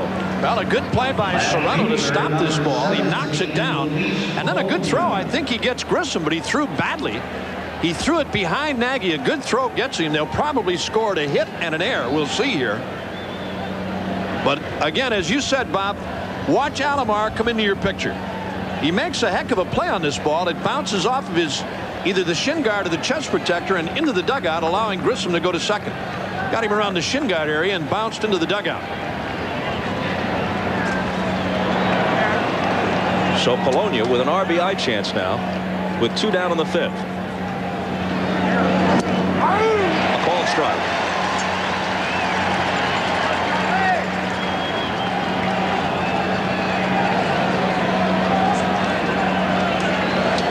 It is scored a hit and then an error for Sorrento.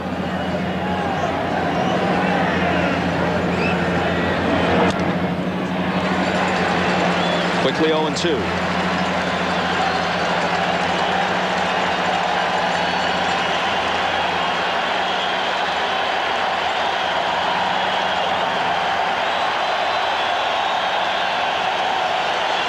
Fans exhorting Nagy to finish Polonia.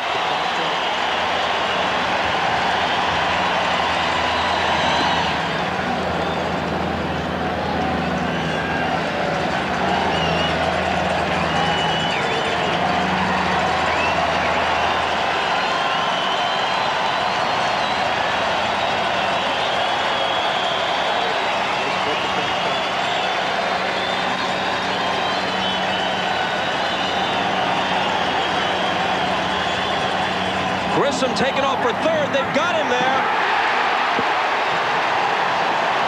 I don't know what Grissom was thinking, but Nagy simply stepped off and cut him down. And it's still 4-1. Thinks he can get away with it or not. What's the point? There's 2 outs. Well, as a base runner, you should always think about 2 things: the risk versus the reward. The risk here is that obviously the inning is over now, and the reward would be you get to third base with 2 outs and 2 strikes on the hitter. So there's not much of a reward there, considering the risk that you're taking. The second part of this, he had everything going against him. He had a left-handed hitter up there. They can see everything. It's an easy throw for the catcher. He also has 2 down, and his team is trailing by 3 runs. So he had nothing in his favor there. And to add to the indignity of it all, the least comfortable tag possible by Thome.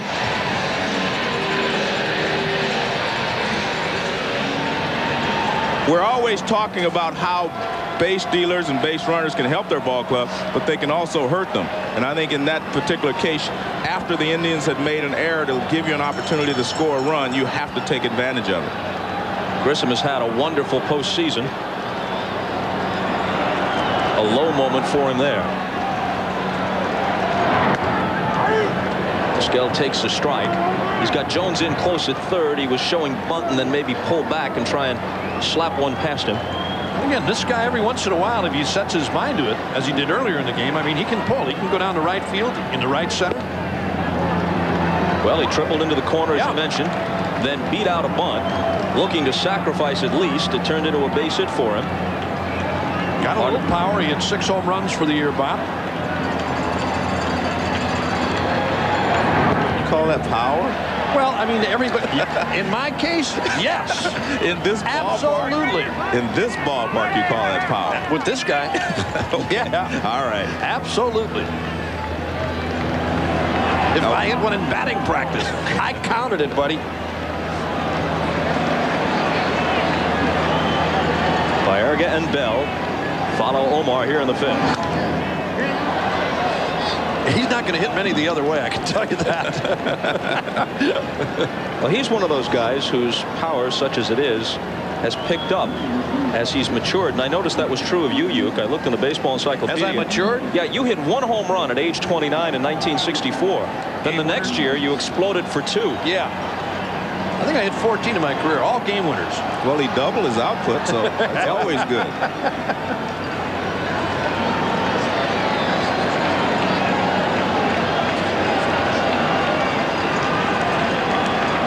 This will be a 2-2 pitch from Klotz. In the air to right. Justice scarcely has to move. I told you.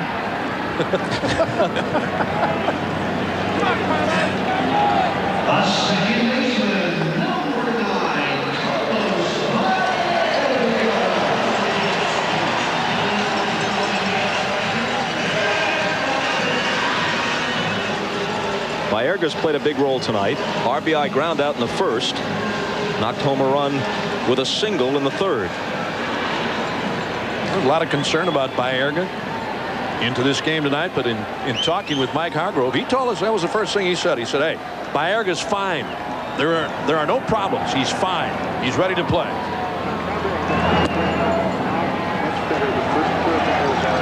Klotz's longest outing of the season, 2 1/3 in August against Florida. Approaching that now.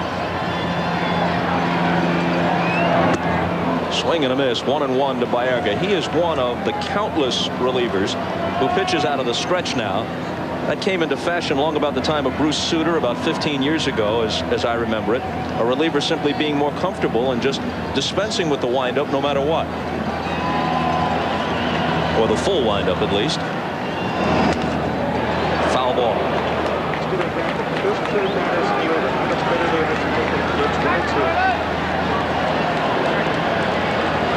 Very telling numbers right there. Well, in the first 2 games, neither of these clubs really bashing the ball around. Braves with 11, Indians with 8 over the first couple of games, and as we said earlier, in the 3rd, The Indians already had 5 tonight.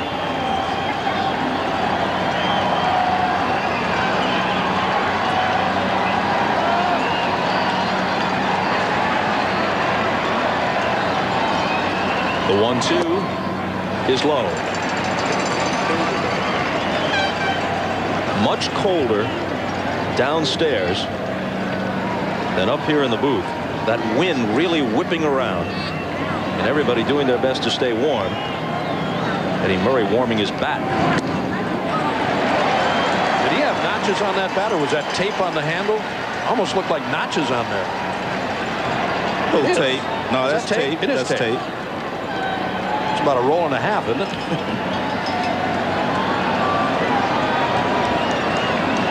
Making sure the grip will be warm when it's his turn. And the count holds at 3-2.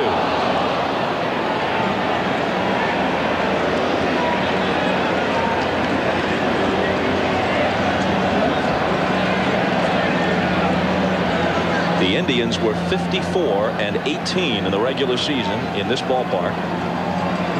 They've lost only once here in the postseason, an extra inning loss to Seattle.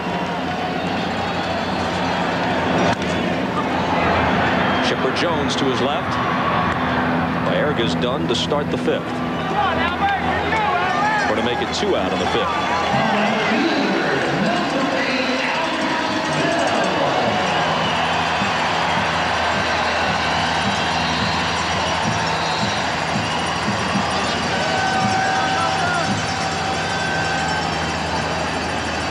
That's just about all Albert Belle did down the stretch. The 31 homers in August and September. He had one stretch in Chicago when he was closing in on 50 homers, where he had 5 homers in 8 swings. First pitch from Klontz. Hit to Belliard. Does he have time to recover?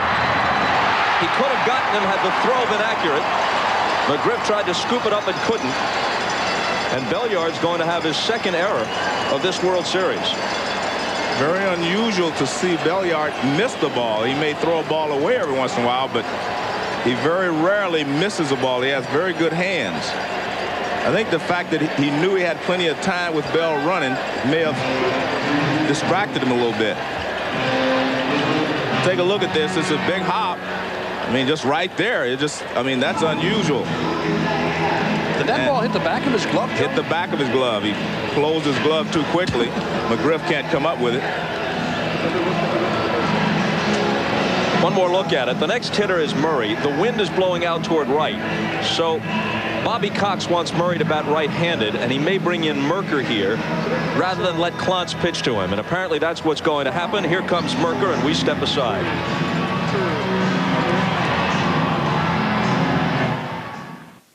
From Gillette comes a uniquely different form of protection for men.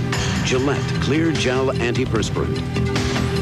Unlike a stick that can stay in your underarm hair, this is a soft gel. It goes cleanly through the hair right down to the skin surface to fight odor and wetness where it begins. And that means powerful all-day protection. The revolutionary Gillette Clear Gel Antiperspirant.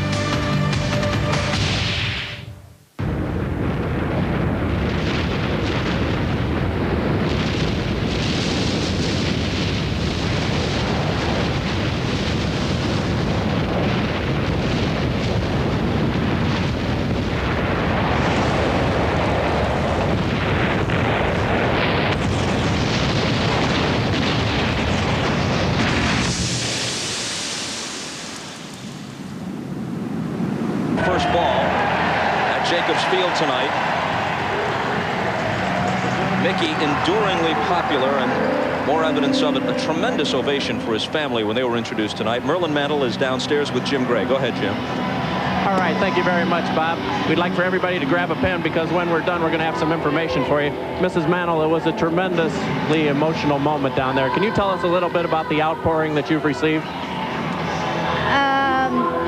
You mean about throwing out the ball? Or? Throwing out the ball, and since Mickey passed away. Oh, yeah. Well, I can't even explain it. We've had so many cards and letters and just everything from people. You know, they loved Mick, and you know, we had about 4 people answering mail for about 2 weeks, and every card and letter that came in was read.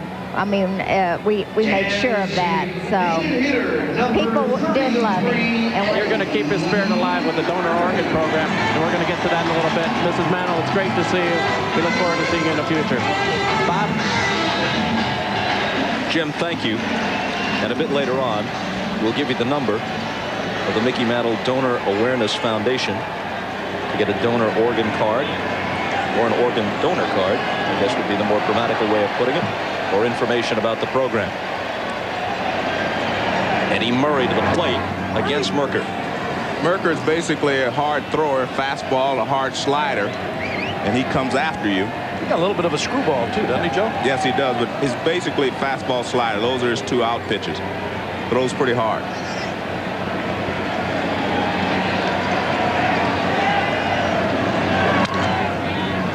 Foul ball off Murray's bat. Early last season, in his first start of the year against the Dodgers, Kent Mercker pitched a no-hitter. He'd be in the rotation of most other clubs.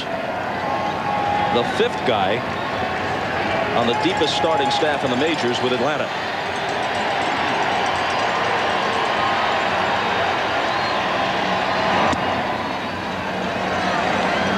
One and 2.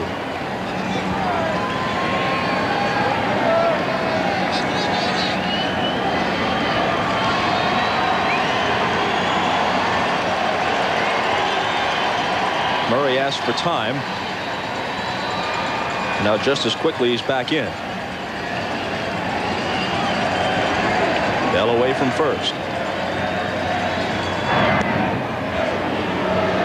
Murray homered right-handed off Glavine in Atlanta on Sunday night.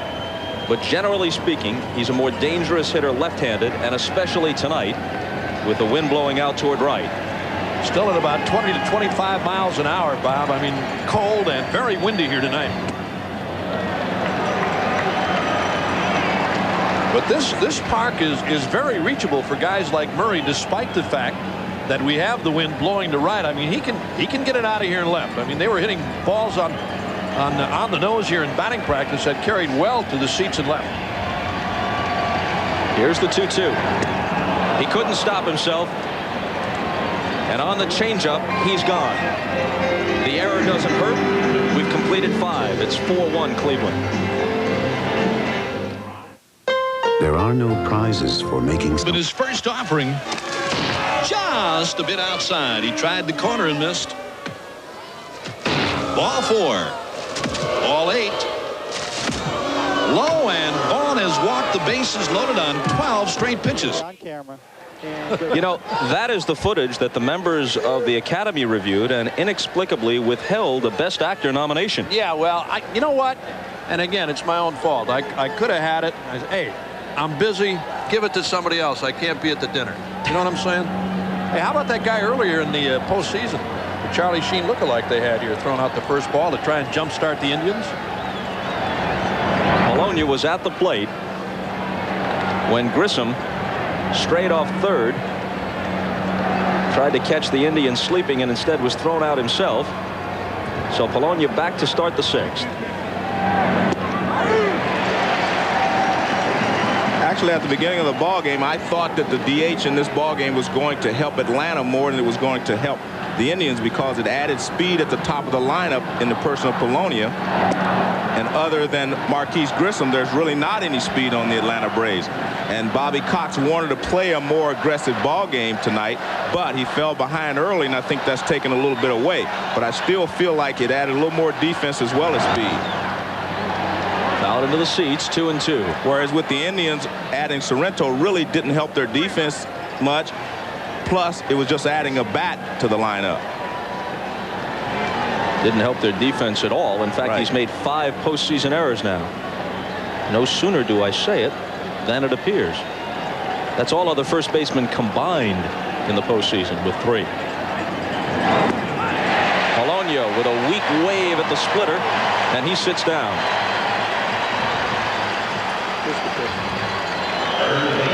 Well, it's a good split-fingered fastball from Nagy, and when he gets ahead in the count, he seems to get the hitters to chase this pitch. They do not chase it unless they're behind in the count. So it's been only used when he gets 2 strikes on most of the hitters. He's been successful with it. That tells you what Polonia thought about the pitch and the swing right there. Chipper Jones, a double and a walk. You know, again, Nagy, Joe, as we said at the top of the telecast, is not overpowering by any means. But I mean, if he's on control-wise, he can chase those kinds of pitches. I mean, to a left-hander like Jones, he's not afraid to come down low and inside or off the inside with breaking stuff and then go away again. I mean, his strong suit is staying down with the sinker.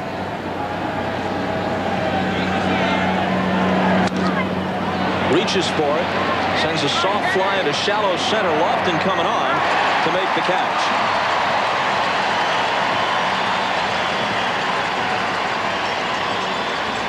Another good pitch there by Nagy. That was a changeup, and he had Jones out in front, and a good jump on the ball by Lofton. You see him smartly take a look at Baerga to make sure he's not going to run through him.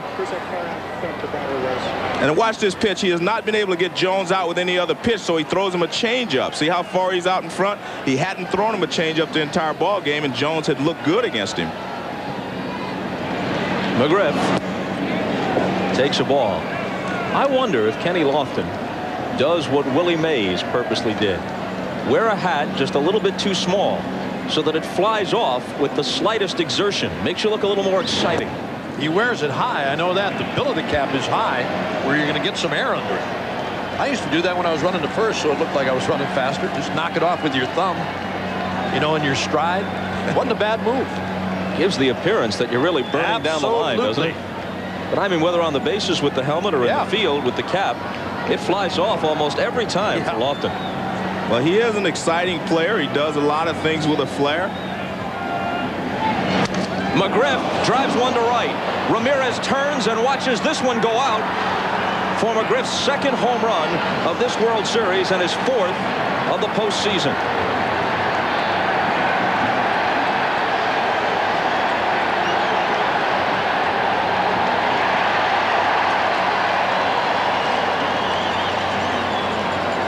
That got out there in the blink of an eye. And this was not a bad pitch by Nagy. It was down, and McGriff just went and got it and hit a line drive into the right field seats. This is more of a line drive. This was not a long fly ball like he hit off of Hershiser. See, that pitch is down.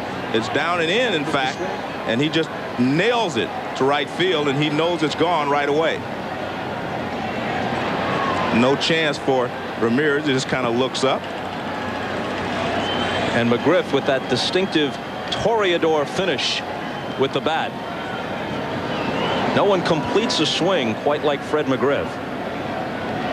So now the Braves are within 2. Their first run since the 1st.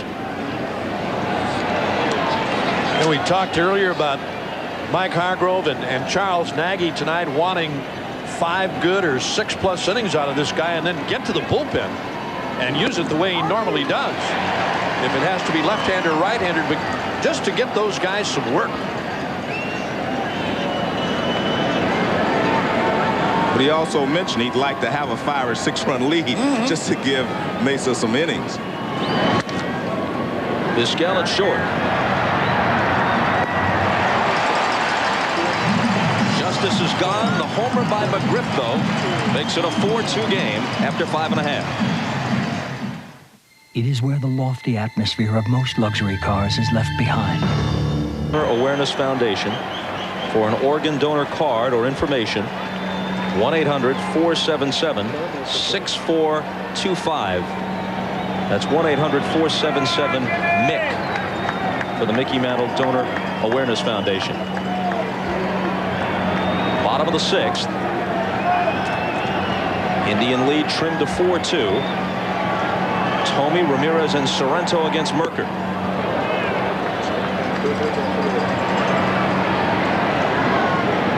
This is one guy that Thome will not have to wait for. Mercker will go right after him with the fastball, and then he will try to maybe finish him off with a slider, but he will challenge it.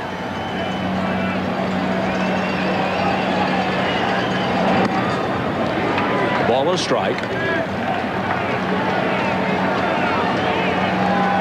Punsters in the audience.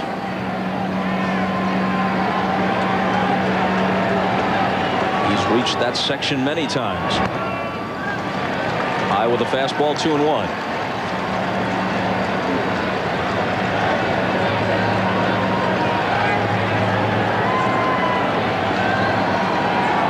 Thome had a pair of homers, big ones too, against Seattle in the league championship series. 3-1 the count.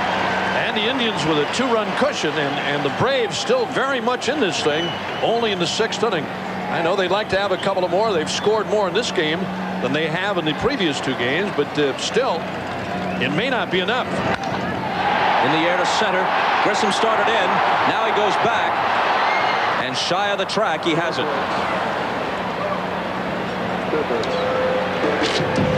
This 1995 World Series game is brought to you by Toyota and their full line of quality cars and trucks. Toyota, I love what you do for me. The most prescribed medication of its kind is now for heartburn, Tagamet HB, and Gillette Sensor XL in the Gillette series. Gillette, the best a man can get.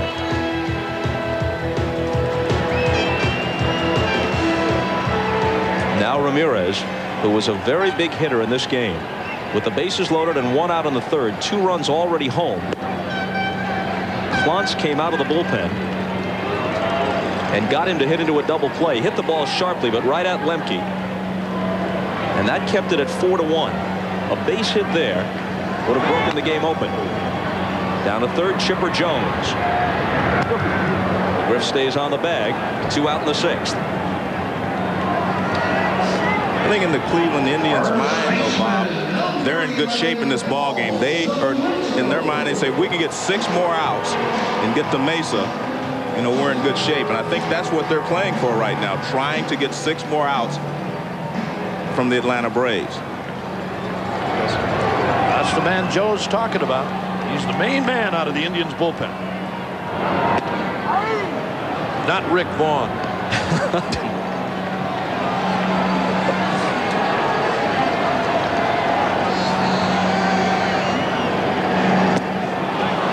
Sorrento way in front of the changeup. 0-2. Sorrento could have been a name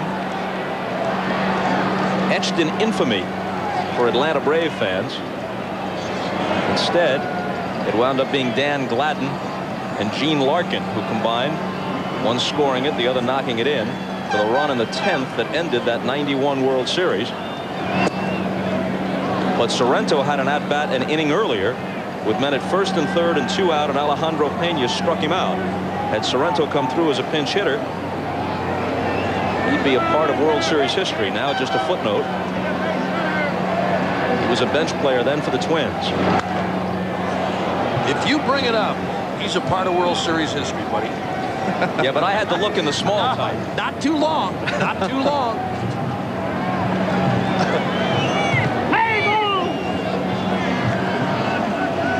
Nagy with Bud Black, former Indian, Royal, and Giant left-hander. Now a coach at Cleveland. 2-2. Clance and Merker have done a good job. 2 1/3 to this point combined. 1 hit, no walks, 2 strikeouts. Sorrento goes down swinging. It's a perfect 6th for Merker. On to the 7th, 4-2 Indians. Dateline Friday. Think you're too smart to fall for a phone scam? They're asking for a final donation. Beware if Ryan Klesko with an opposite field home run, and he's come to life tonight. Robbed of a hit his first time, singled his next, and then launches a rocket into the seats in left center on the first pitch of the 7th. So solo homers by McGriff and then Klesko have made this a 1-run game. Well, he talked to us before the ball game about going back through the middle and cutting down on his swing. He's hit 2 balls back up the middle, and now he hits 1 in the seats in left field. I tell you, the ball carries in this ballpark, despite the fact the wind is blowing to right. He hit this ball out of here in deep left center. And it's 4-3 now, and the Indians bullpen is busy. Klesko, who had 23 in the regular season, connects for his first postseason home run. Here's Lopez, who's homer 1 game 2. He's 0 for 2 tonight. He's hit safely in all 7 postseason games in which he's played. At .315 for the season.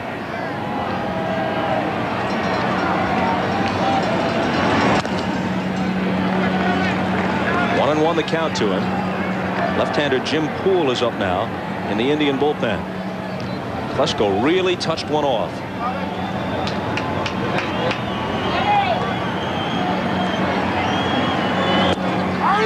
Called strike. 1-2. Eric Plunk, the right-hander, has joined Poole, the southpaw.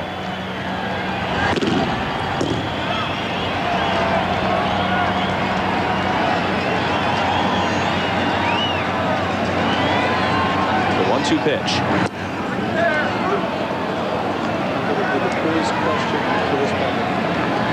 You know, this is the area in the game, Joe, where Hargrove talked to us about, you know, the possibility of Nagy giving him 6 good innings and then getting to the bullpen.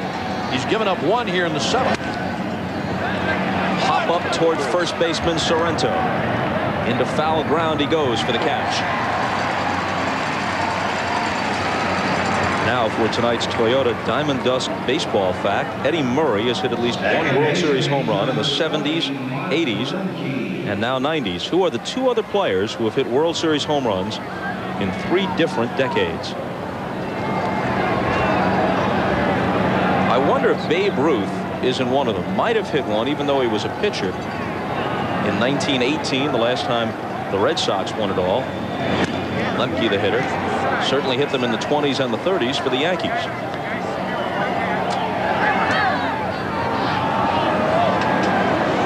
Any other guesses from the choir here? We're thinking about it. You jumped in too early and got it wrong already.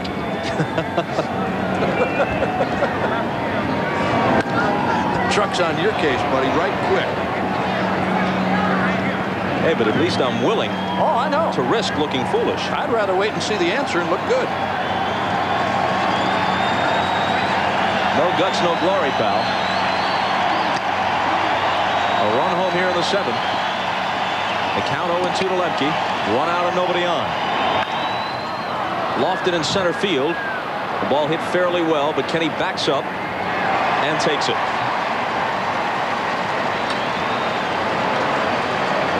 Now let's see if they'll send someone up to hit for Belliard, and they will. It'll be Dwight Smith, who has been their best pinch hitter. 1 at-bat in this series, and he ripped a single off Dennis Martinez in the 6th inning of Game 2. If you're Bobby Cox and you know that they have Jose Mesa in the bullpen, you manage a little differently. You say, I have to try to, tie this ball game before we get to Mesa time. So I think he's going to pull all stops in this inning and next inning to try to make sure they catch up. He'd like nothing better than to keep Mesa out of this ball game. And get him in here with a 1-run lead or better. 16 pinch hits during the regular season for Smith. 1-1.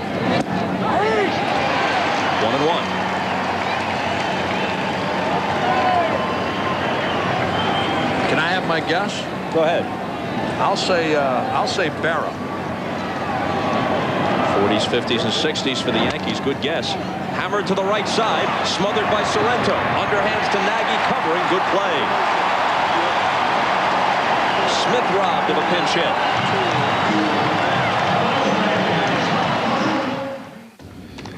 It's tough to describe a headache. You just want it gone. But not with aspirin. Advil's a lot gentler to my stomach. There's Tylenol, but 2 Advil work better on tough headache pain. There is Excedrin, but that's aspirin, and the ingredient in Tylenol, and caffeine. I don't want all that. I'll go with Advil. Advil contains the #1 doctor-prescribed pain reliever in its class. Nothing is proven to work better or last longer than Advil. Nothing. Advanced medicine for pain. It is a rare sight. Unparalleled performance, agility, and a really cool lease price. Introducing the Toyota Tacoma $199 down, $199 a month lease. Tacoma, more powerful than its predecessor. Increased towing, Toyota legendary quality, and a lease where the most popular options get left in, not taken out. The Toyota Tacoma $199 down lease. Of all the reasons to drive a Tacoma, this just might be the most powerful. The Braun Oral-B Plaque Remover. has a unique cup-shaped brush head that removes plaque more effectively than a manual toothbrush, leaving your teeth so clean you can feel it. The Braun Oral-B Plaque Remover cleans better than a manual toothbrush. Wet roads like this inspired Goodyear's newest all-season AquaTread, the all-new AquaTread 2, with a deeper, wider aqua channel for outstanding wet traction. The new 65,000-mile AquaTread 2, only from Goodyear. Sunday at 12:30 Eastern, Miami. They've lost 3 straight. Buffalo. Jim Kelly and company are atop the AFC East. Will Dan Marino return to save the day for the Dolphins, or can the Bills cement their grip on the division lead? Or regional action, Sunday on the NFL on NBC. Don't miss it. Sorrento, as we mentioned, has had his troubles with the glove in the postseason, but a good play here. It was a good play. Another backhanded diving stab by Sorrento. He did it earlier on a ball hit by Grissom in the 5th, knocked it down and went for an infield single, and he was charged with an error when he threw it by Nagy. Here it is again, a nice backhanded play by Sorrento. Beautiful play, and this time, a nice little underhand toss to end the inning. Yep, nice play. Merker trying to keep it a 1-run game. Misses high with his first pitch to Alomar. Will be followed by Lofton and Vizquel. Clance and Merker have given the Braves a chance in this game. Hammered to short. The new shortstop is the rookie Mike Mordecai. He throws low, and McGriff bails him out. Well, there's an old saying in this game, the ball will always find you. You go out there, here's a young player playing his first World Series. What happens? The first pitch that he's playing in the field, it finds him, and he doesn't make a good throw. He holds on to it a little too tightly, and McGriff, as you said, bails him out. Good play by McGriff. And you see, he says, hey, well, but he got away with it. Hey, that first ground ball is always the toughest. And it's cold tonight, Joe, and maybe didn't have enough time to warm.